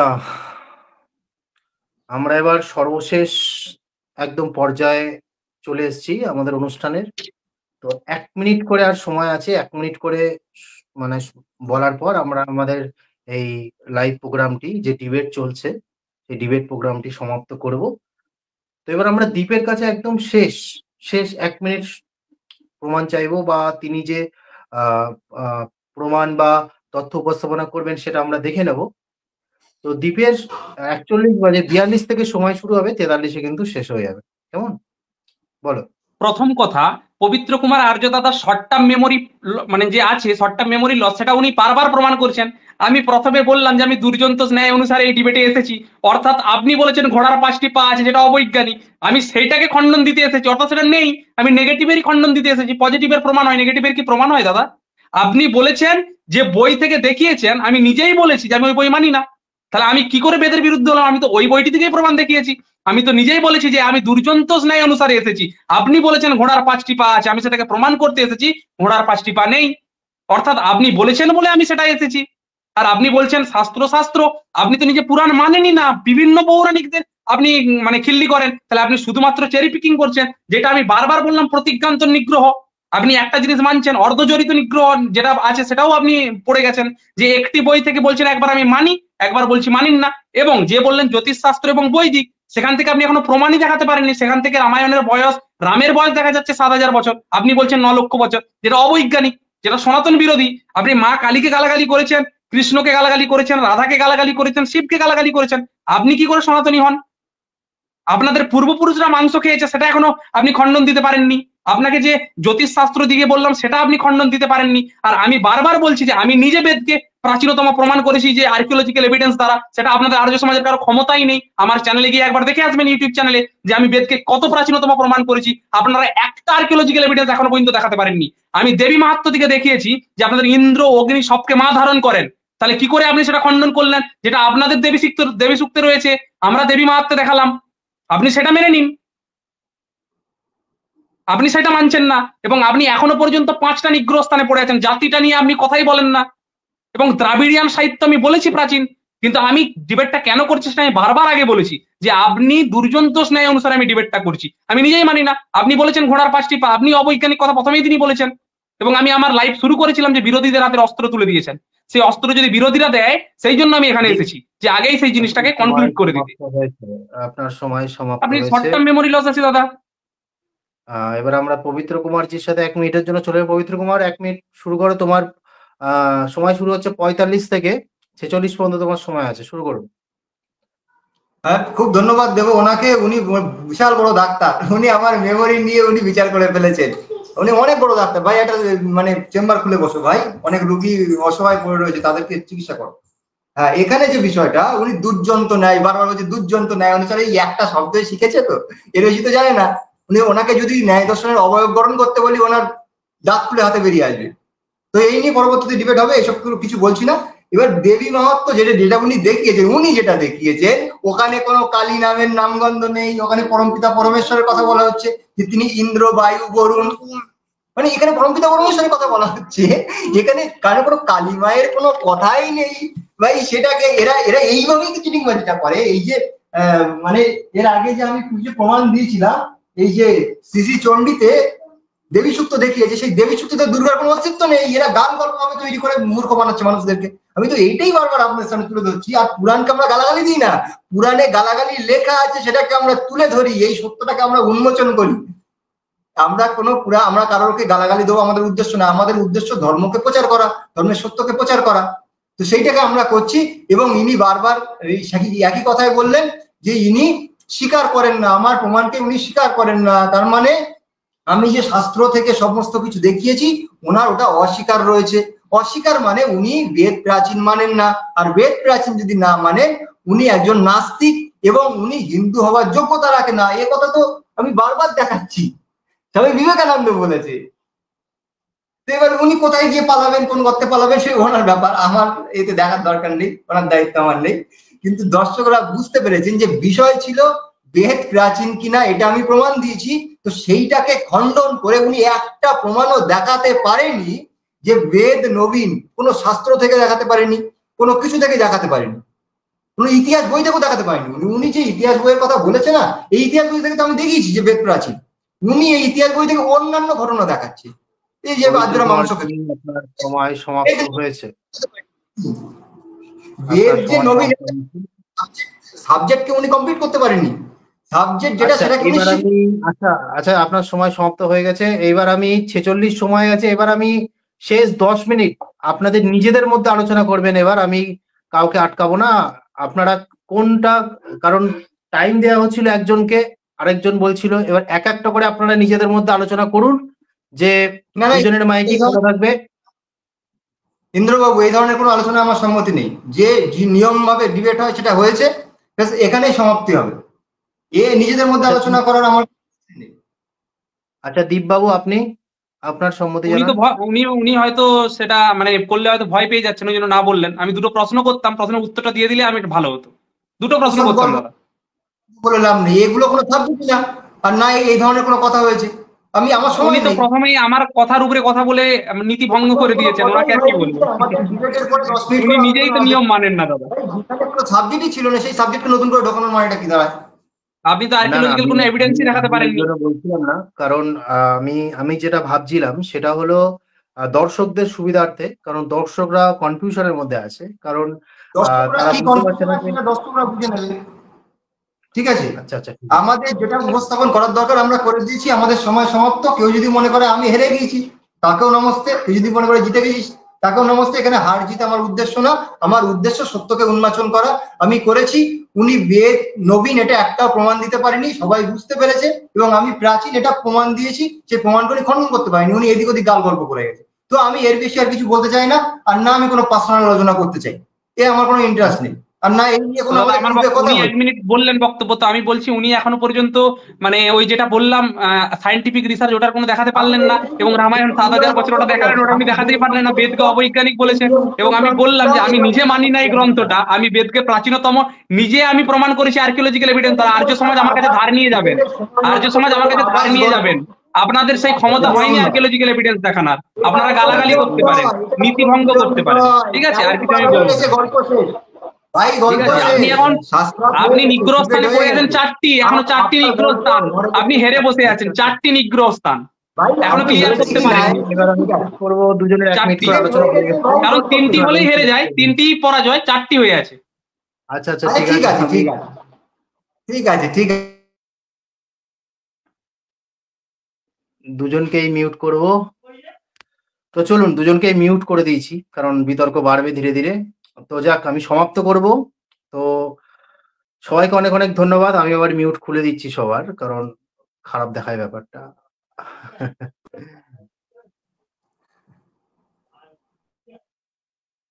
আপনাকে অনেক অনেক ধন্যবাদ যে আপনি এত সুন্দর একটা প্রোগ্রাম রেখেছেন। এবং আমি বৈদিক বিশেষ সত্য করে আমাদের সনাতন বৈদিক দর্শকদের ধন্যবাদ যারা এতক্ষণ ধরে যুক্ত আছেন আমাদের সাথে এবং গভীর ধৈর্য ধরে এই 1 ঘন্টা 44 মিনিটের আলোচনা আপনারা শুনলেন। বিচার আপনাদের কাছে। আপনারাই বিচারক। সমস্ত দর্শক ভক্ত আপনারাই বিচারক। এর থেকে যে সিদ্ধান্ত আপনারা নেবেন সেটাই সই। তো এখানে আমাদের লাইভ শেষ করব। আমাদের ভগবান শ্রীকৃষ্ণের নাম নিয়ে, ভগবান শ্রী রামচন্দ্রের নাম নিয়ে এবং মা দুর্গার নাম নিয়ে, মা কালীর নাম নিয়ে এবং পরমেশ্বর ওমের নাম নিয়ে সমস্ত আমাদের বেদ এবং আমাদের ইতিহাস এবং পুরাণ যত আমাদের আছে সবার নাম নিয়ে আমরা শেষ করব। তো জয় শ্রীকৃষ্ণ, জয় শ্রীরাম, জয় মা কালী, জয় মা দুর্গা এবং ওম। তো সবাইকে নমস্কার, ধন্যবাদ। সবাই ভালো থাকবেন, সুস্থ থাকবেন। জয় শ্রী শুভরাত্রি। কৃষ্ণ, জয় ধন্যবাদ শ্রীরাম, সত্য সনাতন বৈদিক ধর্মের জয়, ভারত মাতা কি জয়। ধন্যবাদ, সকলকে ধন্যবাদ। সকলকে ধন্যবাদ। সন্দীপন বাবু আপনাকে ধন্যবাদ, ইন্দ্রদা ধন্যবাদ এত সুন্দর একটা নমস্কার। করার জন্য, উপস্থাপন করার জন্য। তো আমরা এখানে আজকে শেষ করছি। যদি আশা করছি যে আরো কোনোদিন নতুন ডিবেট নিয়ে, নতুন কোনো টপিক নিয়ে আসবো, আবার ডিবেট হবে। তো এটাই আশা করি আজকের আমরা ডিবেটটা তাহলে এখানে শেষ করছি।